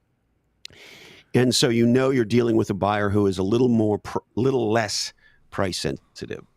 So this small farm with one sign in the exact right spot is doing category design. They stop you in their tracks. They present you with something radically different. They tie it to a category so we all know what a popsicle is. We know what sheep's milk is. Some of us may know what sheep's yogurt is, but most of us had never heard of a sheep's yogurt popsicle. So what did we do? Yeah. We went over and bought one. And we had the maple vanilla, and it was stunning. And we've been a regular customer ever since. And so small entrepreneurs, small businesses can use category design as a way to stop the world, present them with something radically different, not better. You can't confuse a sheep yogurt popsicle with a traditional popsicle. And the price tag tells you it's not a traditional popsicle. And you're either intrigued by that, or you think that sounds like bullshit, or $4 is too expensive, or I don't know what. And you're confronted, and I use that word on purpose, with a choice. And see, what most people do with their marketing is they invite a comparison. Legends force a choice. You can have a high-end $4 sheep's yogurt popsicle, or you can go have a 10 or 25 cent or 50 cent popsicle. Interesting. And the 22 laws of category design, you talk about, what to do, but how are you finding this? Like, because I think you've done a great job. I love, all the books of talking about creating it, but it's like, when is it a feeling that, hey, I've got a category to design, or where do you find that? So you can category design almost anything. And the issue for people is we all have to make a choice. Most people in business are playing a competition game. And if you go onto Amazon, you type in marketing books, you'll see there's over 100,000 of them. And if you type in strategy books, you'll see there's, I think, over 60 or 70,000 business strategy books. And me and my collaborators have not read all of those books, of course, but we've read many of the big ones, as I'm sure you have. And there's an interesting thread about all those marketing and business strategy books, which is they presume an unquestioned, undialogued, undiscussed, unconsidered premise for what we're all doing in business and in marketing and in sales, which is we are competing with a better product and brand for market share. And so if you go read most of the classics, what they're all about is how to compete to gain market share. Well, as we've discovered, one company takes 2/3 of the economics in any given market category. So the minute you choose to compete in an existing market category versus create a radically different and new thing, you're already saying we're going to fight for the 24%. And this is a mistake that is made over and over and over again. Our current favorite is what Facebook just did with Threads. It's going to cost them billions of dollars, and they're going to fail. And we can explain to you why, because Zuck does understand category design economics, which is one company wins. And so ultimately, what the most successful creators and entrepreneurs do is they break and take to new ground. And they present a radically different solution to either an existing problem that people understand or a problem they didn't even know they had. Yeah. And I think that's an important thing. A problem they didn't know they had. I wanted to actually, this is part of the reason I wanted to have you on for this live, is because I always realized that when we did case stories and like when we start being able to put videos out there, that we could really speak to someone's problem in a different way, and there wouldn't be any competition.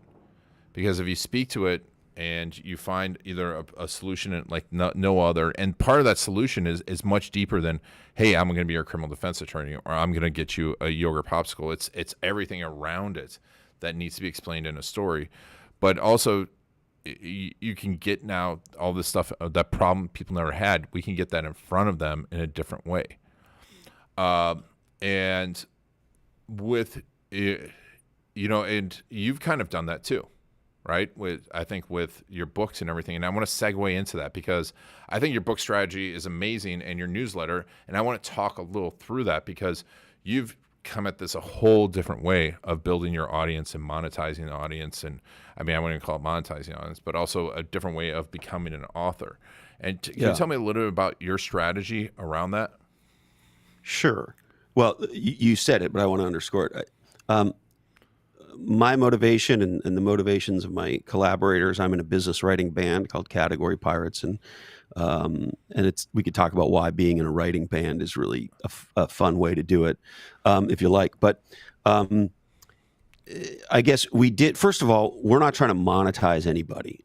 I mean, of course, yes, we love to sell books and courses and whatever. But for Eddie Yoon and I in particular, we're trying to make a difference in the world. We're two guys who are far along in our careers. We've made plenty of money. And so category design is, with our first book, Play Bigger, we wanted to open source this sort of secret black art that was being practiced in Silicon Valley primarily, and open source it and give it to the world. And so our mindset is much more sort of educational oriented. And sure, it's great to sell books and all the number ones, and that's all wonderful. And yes, we have costs associated with all this being a creator shit. So it's great to make some money off that. But if I wanted to monetize myself, there's a whole bunch of other things that I would do. And I think some of that's important because I think, and making money is great, and being transparent about wanting to make money is great. God bless capitalism, of course. And in the creator world, at least if you're sort of an educator creator the way we are, I don't know, it doesn't, let me say it this way, that mindset doesn't work for us. So we're trying to make a difference. Yes, making money is great, but I'm not necessarily looking to quote unquote build an audience or monetize an audience. Or the motivation is very much most entrepreneurs fail, most new innovations fail.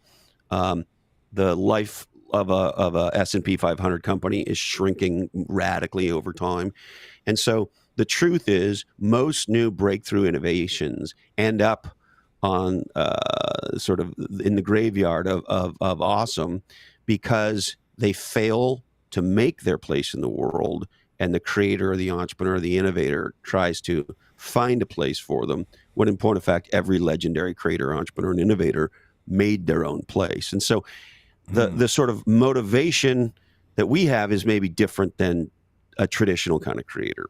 The interesting thing about that, Ian, is it's led to a radically different business model. So when you and I first met, my first book had just come out. We signed a deal with a traditional publisher, HarperCollins, and they paid us a big advance, and we did the tour, and we did all the speaking, and we did all the normal things you do when you sign a deal with a big name brand publisher and you go do a traditional business book. Since then, we've done none of that, and I won't do it again. And I highly recommend to other creators and authors that they consider a different path. So with that, I'm happy to jump into what we've done differently since Play Bigger, because since then we've written another 13 #1 bestsellers, and we've self-published them. And I do want to dive into that, but I think what you said there, because when I said monetization, I'm like, the second I said that, I'm like, oh, that was the wrong word. Well, you know me. Yeah. No, well, but also I think I get used to talking to a lot of people, and, and not to compare, but like the Hormozy launch that just happened this past week is, I think there's so much of entrepreneurship and so much of creation is drawn towards that.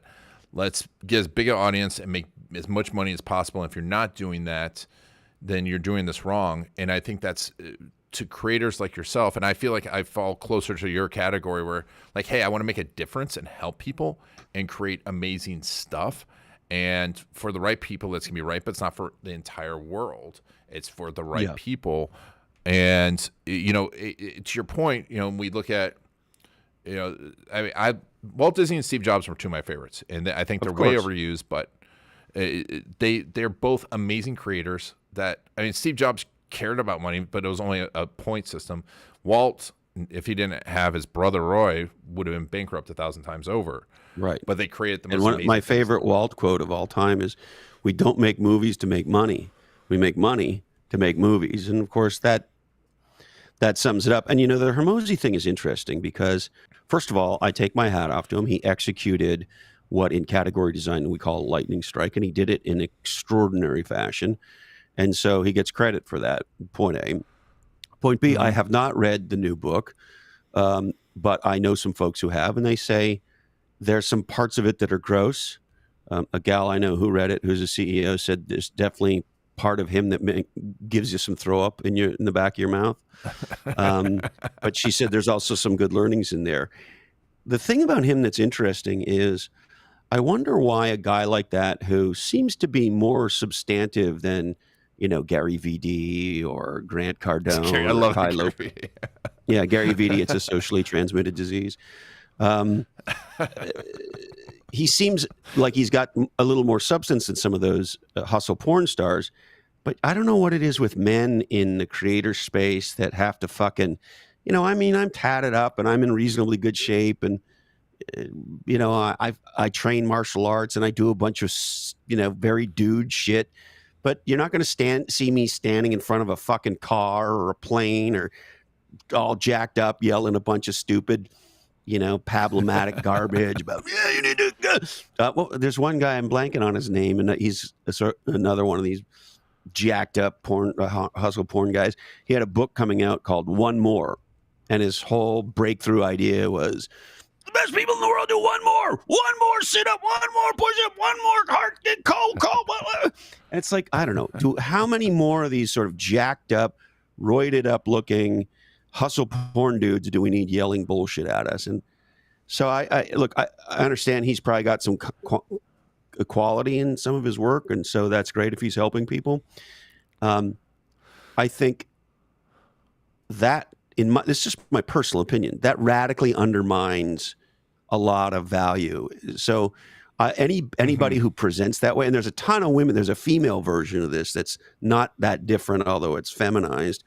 But all that sort of traditional social, you got to pump out 200 pieces of content a day and you got to bark idiocies and all that stuff. First of all, it makes my stomach turn. And it turns out you don't need to do that to be successful. No. You know, we've sold a bazillion books. And, you know, we've had millions and millions and millions of downloads, and built a top 5 paid business Substack, and, you know, I could go on and with all the wonderful things, but we've done it without sort of prostituting ourselves and turning ourselves into idiotic cartoon character, hustle porn, influencer people. No, yeah, it's that's why I love having you on, because it's intelligent. It's still entertaining. You're still entertaining. You take a stance. Before you came on, I was talking about chickens and surfing, because I think we talked a lot about your chickens. Matter of fact, just before I came on, I was in the garden with the hens, and I had the one in particular is really attached to me. Her name's Abigail, and so she comes over where I'm sitting, and she looks up at me and she goes, and means, "Hey, Dad, pick me up." And I sit there like this, and I type with one finger and stuff. But I've learned to, you know, because I'm always writing, so I'm learning I learned how to write while holding on to baby dinosaurs. I love it. So, I mean, you've done this, millions of downloads, tons of books. And I think what's interesting is I knew about like the top level of your books, to be honest with you, and I'd read them, but then I dug in, and I'd already been thinking about looking at this in a different way, because I think, you know, traditional publishing had pushed this big book idea. I talked to Michelle Prince just before this, that because they had to, because it sat on a shelf, it had to look big. Now it's a whole different mindset, and you've really rode that wave. But tell me about like kind of that discovery process and how you've now, like the mechanisms behind this. Yeah. So here's what happened. Eddie and I, with a writer friend, were going to write a book together. So we started to work on that book. And then I had a horrible personal tragedy happen to me in my life. And so we took some time off. And in that time off, we sort of had this aha, which is we knew we wanted to self-publish, if for no other reason that the economics of traditional publishing are insane. In other words, there's no business proposition you'd ever have where you'd give an investor 90% of your company for, you know, even if it's a big advance by writing standards compared to the value of the book. I mean, HarperCollins has made infinitely more money than we'll ever see on Play Bigger. And so, you know, hey, we signed the deal. Good luck to them. But looking back on it now, there's not a chance. And I was talking to Al Ramadan last week, and we wish we owned that book, and we don't. But we own everything else after that. And so with Eddie and I, what happened was we started to work on the book, and we had this aha, which is, what if we wrote the book in real time and published it as a newsletter?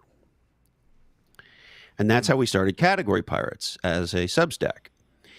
And then so what we do is we get a theme, we write 12 or 15 effectively chapters. We call them mini books. Each one of our newsletters is 5,000 to 8,000 words. It's a big piece of work. It's got serious thinking in it. It's got serious primary research in it.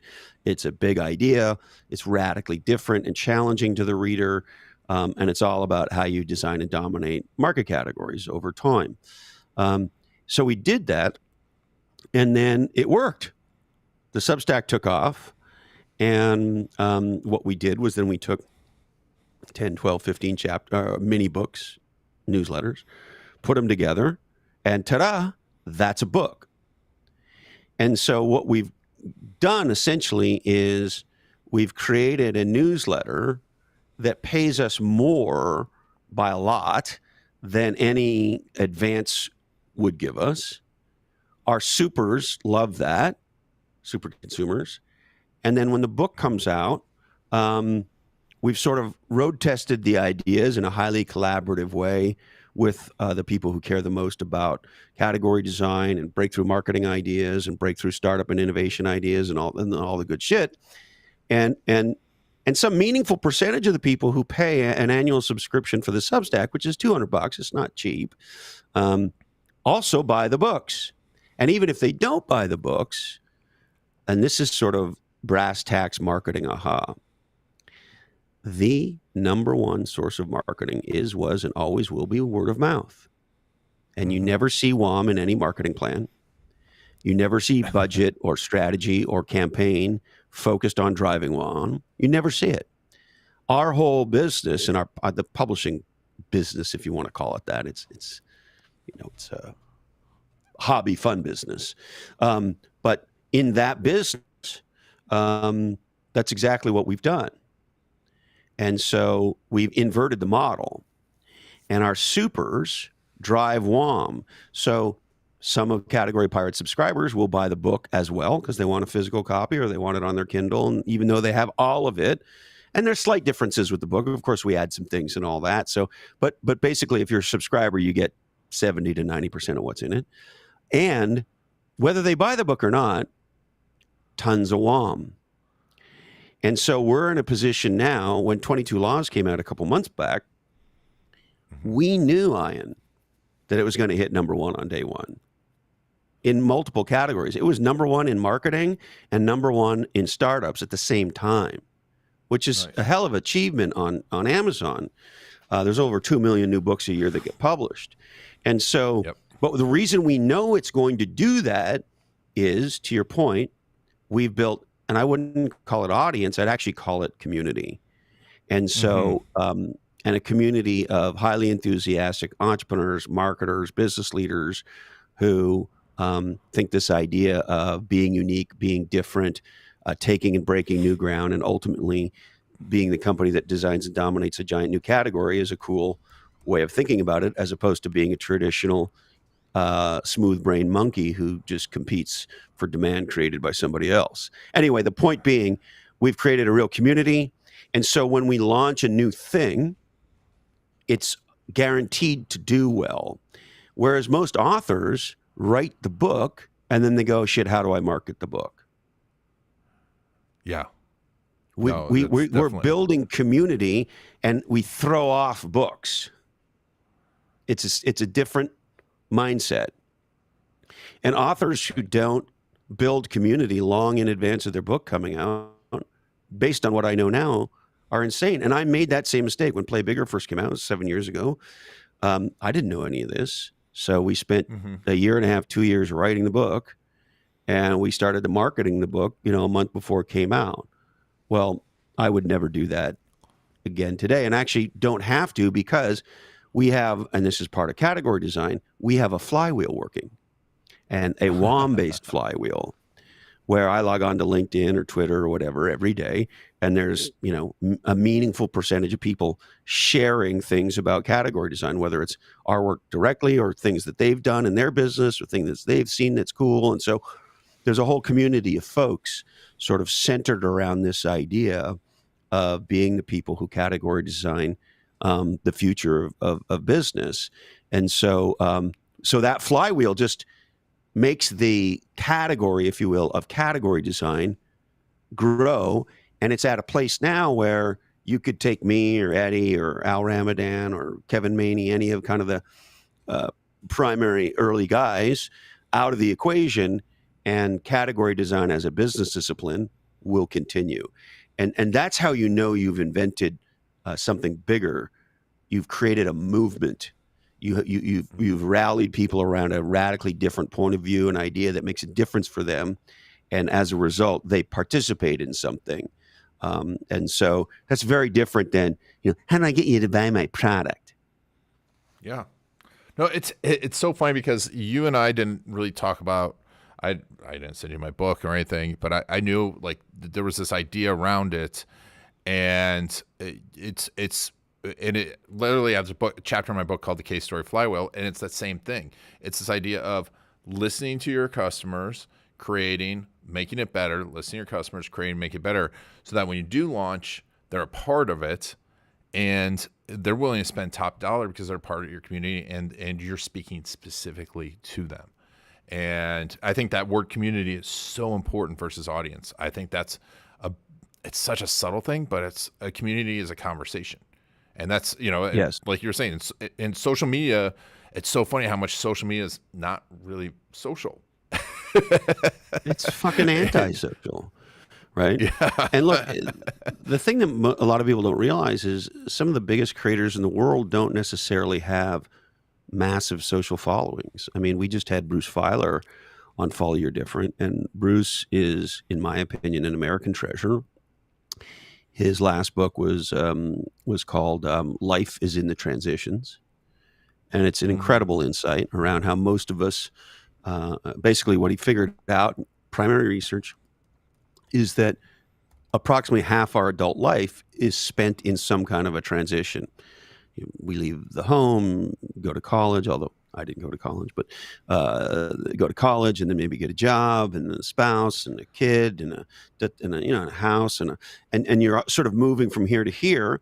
And what Bruce figured out is that most of us think in terms of, well, when I get to X, then it'll be my life. Oh, well, I'm married, I have a job, I have a kid, I have a house, ta-da, then it'll be my life. But the reality is, what he discovered is people report that half of our life is spent in some kind of a transition. We're all going to lose our parents.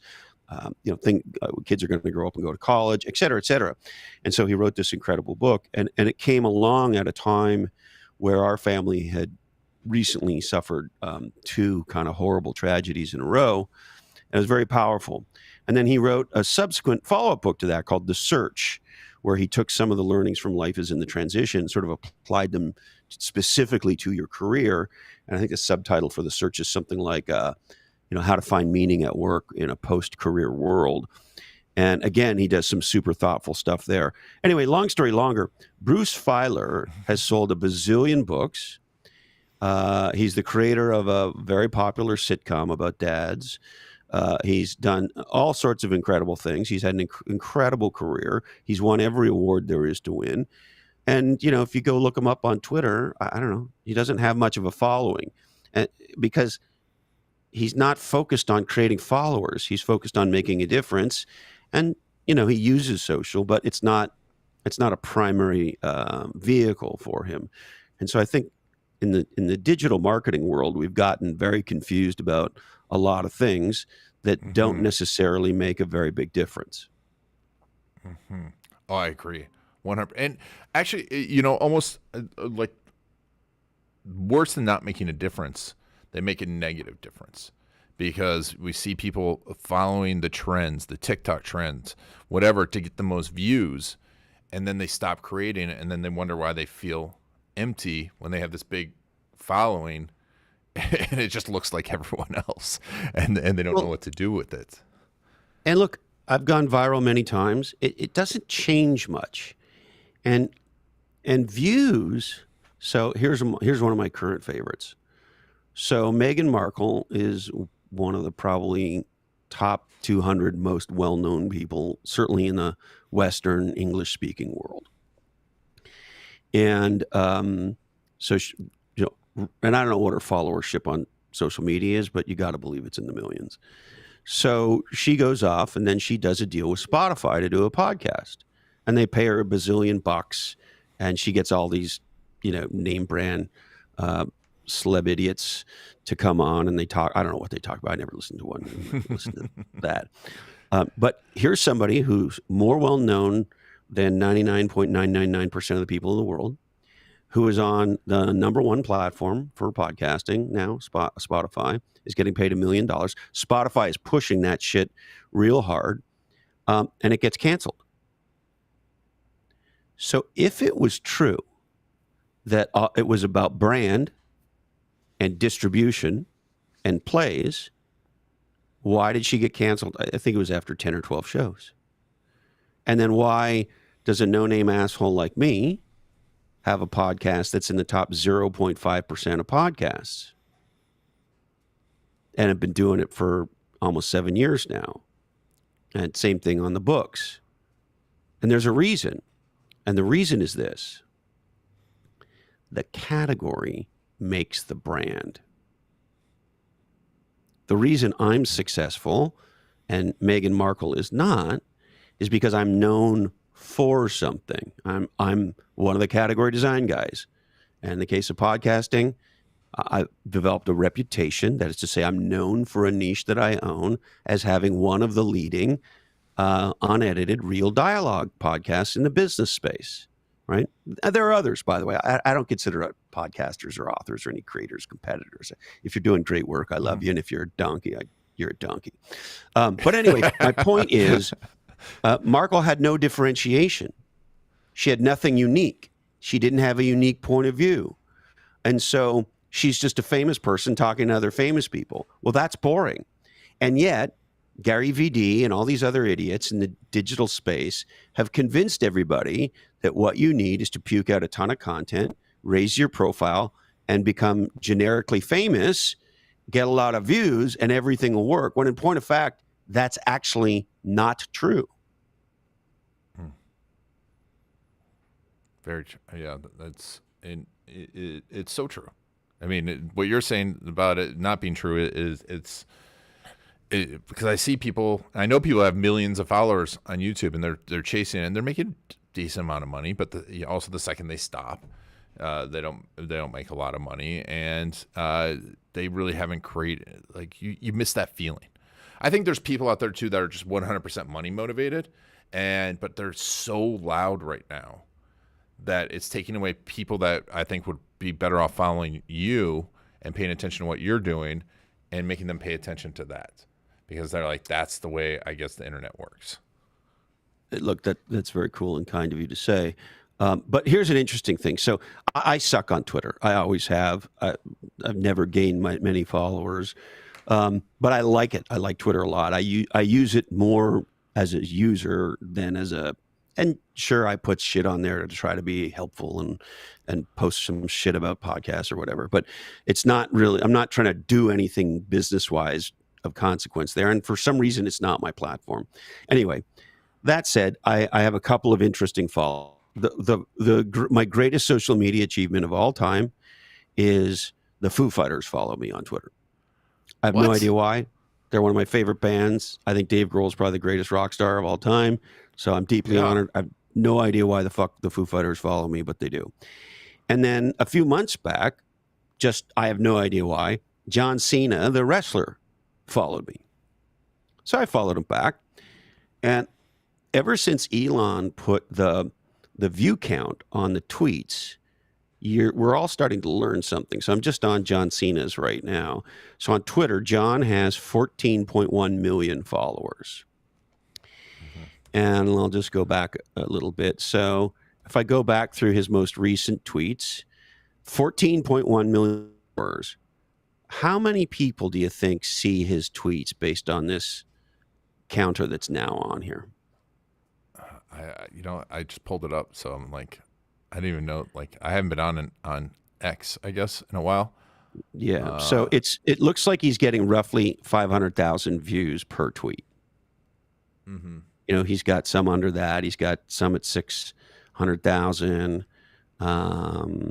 Here's one at 765. Here's one at 865. Let's see if there's a 7. There's a 7. Okay, there's one that's 1.8. Okay, and here's one that's 1 million. This got 1 million. You are not destined to remain where you are. That got 1 million views.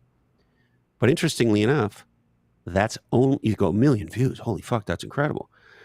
That's only 1/14 of his followers. And so what people don't understand is when you're building audience on platforms owned by somebody else, you're building on liquefaction. And what liquefaction is, I live in Santa Cruz in the sort of broad Northern California, San Francisco Bay Area, and there are homes on liquefaction. What liquefaction is they dump a bunch of dirt near the edge of the bay and they try to create more land, and then they build homes and buildings on that land. And when an earthquake happens, it jellifies and your house or your office tower go and they kind of sink into the soupiness because they're not on real land. They call it liquefaction. It liquefies when it shakes. Well, Twitter changes your algorithm. LinkedIn, not that long ago, changed their algorithm. Everybody's numbers went mental in the wrong way. And so it just boggles my mind why anybody tries to build following on liquefaction. Mm-hmm. Yeah. No, it's following, I think, is wrong. I think it's a place where people can explore and get to know you. But especially if you're an average business or even above average business, you need to speak to their problems and solutions. And I think, I talk about this all the time. The more specific your problem, and especially the more expensive your problem you solve is, the less those people are going to, quote unquote, follow you per se. I mean, I bet you have a ton of more followers than you know, because they're super smart people that just don't follow people. A lot of those smart people I know are just lurkers. Yeah, and I don't really care. It's not a metric or anything. Yeah, there's an axiom in category design that says, market your product, and I think you want my money. Market my problem, and I think you want to help me. And it's a fundamental mistake that people make. They're having a product conversation. So Facebook launched a product called Threads. Apple most recently launched a new category called spatial computing, and they launched their first generation spatial computing product. But they launched a category. They're creating a new market space. They're not just shoving their product up your hoo-hoo. They're evangelizing a different future for computing. They talk about a screen-free world and how we're tied to our screens. And they're trying to break that tie, not unlike they broke the tie between us and our phones with the watch. And so the point being, most people market a product. Hey, it's like when we drive around and you see in front of a car dealer or some business like that, and there's that blow up thing that does this and flaps its arms all over the fucking place and all that. Whenever you see that, what you're looking at is a marketing person who's run out of all ideas. Because if you need a blow up balloon blasting in the wind to just get people's attention to consider maybe buying your mattress, you're failing, right? And that's what most marketing is. It's just screaming in an attempt to capture some attention, because we think if I capture your attention, I'll capture your dollars. And look, does that work sometimes? Sure. Is it effective? No. And does it often make you look like a moron, particularly when you do that shit on social media? Yeah, it does. I mean, most of the content on LinkedIn is fucking embarrassing. Yeah. No, and yeah, exactly. People will remember how you made them feel. And I've talked to that people like, yeah, I'm not one of those people that are just going to scream in someone's face. I've had people say, you need to turn up the energy. I'm like, the energy happens when it happens. It's the story. And I think that's absolutely crucial. And so let's talk a little bit about the newsletter, getting a hold of it. But I want to go because I love your website. Let me see if I can share. Oh, there's no new t-shirt. I put that. This is not Chris's website. Let me switch over. I can't see what you're doing. So it doesn't matter. Oh, okay. So I'm pulling up your website because I love the quotes on it. Absolutely, like one of the Apple reviews says absolute crap, and then very disappointing, and the worst business podcast, and stupid. It's lockhead.com. We'll put a link to it. Just for this reason alone, everyone needs to go to the website. But then you can sign up for the newsletter. What is coming up on the newsletter? Talk to me about that, because we've talked about what's on there. What are you working on right now on the newsletter? So the next mini book comes out any moment now, just to take a step back, collaborating on stuff is so powerful. I love being in a band. I always wanted to be in a band. And so, Eddie, Kat, and I, Katrina Kirsch, just have this amazing relationship. And so when we're working together, there's this thing that happens called thinker's high. We get into a flow. We get into a groove with each other. A vibe, whatever you want to call it. And you can just feel the thing building and building. It's very, very exciting. And I'm somebody who experiences thinker's high all the time. And I'm writing all the time. I even started a kind of an experimental LinkedIn newsletter just to kind of see how that might work. And anyway, so the next one coming out is all about how to reimagine the problem and win. And so, a simple example that we could all understand is when Benioff starts Salesforce, his category is no different than the category is at the time, which is CRM. And there's a category king in the space called Siebel Systems. He reframes the problem of CRM in order to open the door to and I'm going to use these words on purpose, different solution. So the problem that CRM was originally designed to solve was, how do you make salespeople more effective? How do you make forecasts more accurate? And how do you serve customers better at a high level, right? So Siebel wins that. Benioff comes along and goes, yeah, that's important stuff to do. We're going to do that stuff too. And the big problem with CRM is it's unimplementable. It's too hard. So we're going to address that problem with a new kind of solution, of course, called the cloud, and a subscription business model. I rent software. I don't own software. And he becomes the category king of the cloud. And so the aha here is yesterday's solutions are today's problems.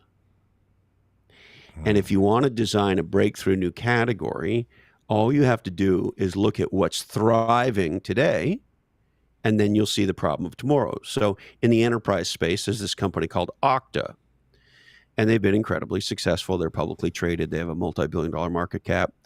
And what's Okta? At the highest level, it's a simple piece of functionality called single sign-on. So what happened? Corporations went out and licensed all these applications for their employees to use. And now you have this problem called, if I'm an employee at a major corporation, I have to have all these different sign-ons, sometimes have multiple layers of authentication and security and all this kind of stuff. And it's an intergalactic pain in the ass, and I forget my passwords, and I got to change my password every 15 minutes and all these things, right?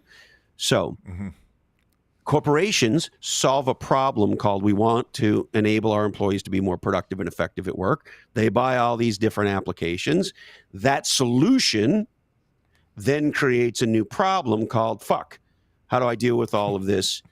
Okta shows up and says, the problem to the solution that was created by the solution of applications is single sign-on, where your guys, bam, big new category, giant market cap company. And so today's solutions are tomorrow's problems. And so the new mini book for Category Pirates is all about exactly that. Yeah, that's amazing, because it's thinking through it and thinking ahead, where the puck's going, right? Yeah, I mean, look, law number one in category design is thinking about thinking is the most important kind of thinking. And most people accept the current thinking. They don't question it. They accept it as truth, and they go with it. And as part of thinking about thinking, one of the things we teach in category design is this concept called reject the premise. And what reject the premise is if we want to create a radically different future, we must create that different future with a fresh piece of paper, with a fresh set of thinking. And the more tethered we are to the way it currently is, the more limited we are in terms of our ability to think about the future. I'll give you a great example. It's one of my favorite examples of late. There's this guy named Alicia Otis, and I should get the exact dates. I think it's the turn of the turn of the last century. And Alicia Otis has this dream of being able to move people and products vertically, and he thinks if we can do that, we can change a lot. So he introduces a new category called the safety elevator. And people go, yeah, that's really cool. And he does these demonstrations where people go up and then it fails, and then the braking system that he invented stops it. So that was the big barrier to adoption of the elevator was when it broke, there was no way to stop it, and he created a mechanism to do that and made it a lot safer and all this other stuff. However, people couldn't imagine, well, what would you do with this? Because there were no skyscrapers, Ian. And in order for him to educate the world on a new potential future, he had to come up with an analogy from the past. So he said, what you can think of this as is a vertical railway. And a vertical railway is something that can move people and stuff down as opposed to side. And once he did that, people then were able to imagine, well, what might you do with a vertical railway? Oh, you might be able to build a building that was many, many stories tall. And because he invented that enabling technology, we have Alicia Otis to thank for buildings. And guess who the category king in elevators is to this day? Yeah. Otis Elevators. Yeah. And that's how amazing. category designers create a whole new categories, create new categories. Yeah. It's amazing to think that like, 'cause I never thought of that, and that technology, because you just think of skyscrapers and the race for the skyscraper, but you couldn't have a skyscraper without that. Kind of like you couldn't live in Florida without air conditioning until air conditioning was invented. So now, you couldn't use the internet until Mark Andreessen created the browser. Yep. Right. Yeah. And so Exactly. that's the other aha here, which is everything is the way that it is because somebody changed the way that it was. Everything is the way that it is because somebody changed the way that it was. And category designers are the super creative, super innovative entrepreneurs who ask the question, what could be true? And they're not extending the past. They're not doing incremental improvements. They're trying to produce exponential breakthroughs. And there's a scale. At one level, Elon Musk is returning rockets to the Earth. And at another level, there's a small local sheep's farm who created a whole new category of popsicle. It's all on a spectrum, but it's all predicated on a different insight, solving a problem that most people didn't know they had, and presenting a radically different solution that's compelling to people. And once that new category of thinking, that new category of product or service goes from a huh to a ah, Alicia changes the world. Or in the case of our local sheep farm, they change our eating habits and give us a wonderful dessert. Man, now I crave a sheep's yogurt popsicle. I want to know what that tastes like. I guess I could send you like a frozen freezer pack of them or something. No, don't. Yeah, I'll have to find one around here. I'm sure I can find. If not, it's coming. It's coming. Man, Chris, this has been amazing, Mr. Lockhead. Great way to end up this massive live stream is talking with you about category design, because I think it's really people need to think about their business different. I think even if you don't do this, just thinking this way is going to enable you to enjoy your business more, be more creative, and serve your people more. Would you agree? Yeah, well, so if you choose not to do it, you'll forever be in a better game. And better is a comparison. And there's no legend in any field who ever wanted to be compared to anyone else. Picasso designed a new category of art, Cubism. And he spent most of his career before that trying to be a better Van Gogh, and he got nowhere. because there can only be one Van Gogh, right? And so Picasso, what makes Picasso successful is not Picasso. It's the fact that he created a new category of art called Cubism. And in the beginning, everybody goes, this looks like the work of a drunken 8-year-old. This is stupid. And he goes, no.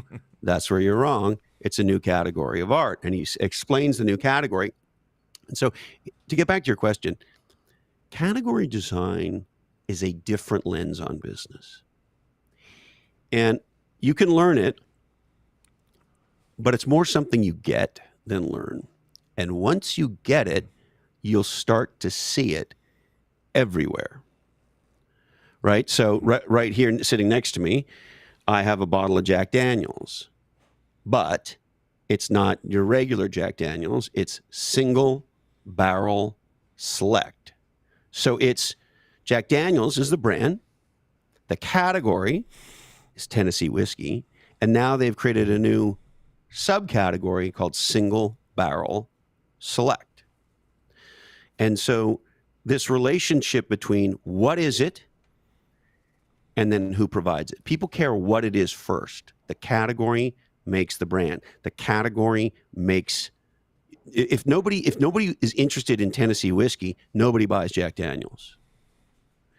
And so if you start looking, you'll see categories hiding in plain sight. You're driving down the street, you see a sign. Most small business entrepreneurs know this intuitively. So I live in Santa Cruz, California, and sometimes I think there's a law here that says a new craft beer place must open every 30 days. And if you go, if you see the signage, what you'll see is big sign, craft beer. Small sign, name of the brew pub. Because small entrepreneurs know that if you put IN's brew pub here, people are like, whatever. But if you tell me what's at IN's brew pub, craft beer, or here, local is a really powerful word. Local craft beer. Last night I went to a craft beer place here in Santa Cruz called Santa Adarius. And one of the things that makes them famous other than their beer is their pizza. They have this deep dish, Detroit style focaccia type pizza. I meant to take a picture of it. They have a sign outside the place, and it says, inauthentic Detroit pizza. That's radical differentiation. That is a small business doing category design, which is, it's like a Detroit pizza, but they're bringing their own style to it. And they clearly got criticized by some number of people for not being exactly whatever the fucking definition of a Detroit pizza is. So they put the anti, just like I do on my website, they put it right in their marketing. And it's on the sandwich board outside the place. Inauthentic Detroit pizza. And then it stops you in your tracks, just like the sheep yogurt, right? Well, what's an inauthentic Detroit pizza? And so I would encourage everybody to start playing with the category lens. You'll start to see it everywhere. And once you do, you'll realize what it is to own the primary shelf space in somebody's mind around one category of product or service. And when you own the problem, you become the solution. So Santa Adarius is the only place in town where I can get inauthentic Detroit pizza. I love it. I love it. And now I want pizza and sheep's yogurt. Thanks. And don't forget the craft beer. Oh yeah, the craft beer. I know. I was like, it's been a long day. Well, Mr. Lochhead, we'll put a link to all this in the show notes. It's been amazing, as always. Super genius. Thank you, and I think this is an important message for everyone. I really appreciate you being on the podcast and streaming live and talking to all our audience. We'll be pushing this out everywhere. Folks, I mean, if you really want to take your marketing to the next level, obviously KStories is important, but also category design, I think, is a crucial thing. And it will take that lens of talking to your clients and listening to them and transform how you listen to them as well and how you serve them. Christopher, any last words before we go? Yeah, here's what I'd leave folks with. The future needs you. We are at the most extraordinary time in history for innovation. What is going to happen in the next decade will make what happened in the last 50 years look like child's play. And who capitalizes on radical new breakthroughs in technology and thinking are entrepreneurs. Entrepreneurs move the world forward. In category design, we talk about these things called from-tos, moving things from the way they are to a new and different way. And so when I say the future needs you, what I mean is entrepreneurs build our world. And I'm not just suggesting that there aren't other parts of our society that build our world, but entrepreneurs build our world. They build economic growth. They create almost all of the new jobs, and almost all of the new categories and innovations come from entrepreneurs and or entrepreneurial companies. And so what I would share with you is we are going to see a category NATO of new innovation. And most of that new innovation is going to fail because people will market the product. They won't create new market categories. And so if you are somebody that is obsessed with solving a radically new or different problem or an existing problem in a radically new and different way, you're sitting on a new category. And if you care as much about your product, as much about your business model and brand as you do about being a thought leader and being an evangelist for a problem, you will create the categories of the future, and the world needs that now more than ever. That's a great way to end this. Thank you very much and it's very inspiring. I appreciate it. And thank you all for joining us. Those that have joined us for the past, we've been going for 3 hours and 40 minutes, Mr. Lockhead. Not you and I, but I've been on here. But thank you all for joining us. Make sure to go over to lockhead.com. We'll put a link in that. Grab the books. They're amazing. It's amazing information. And I have not joined the newsletter. I shall be. But Chris, thanks again. Thank you, Ian. And thank you all for taking Chris and I on a journey. Make sure to grab Chris's book and make sure to grab that copy of Video Testimonials that Land the Big Fish. All right, we'll talk soon.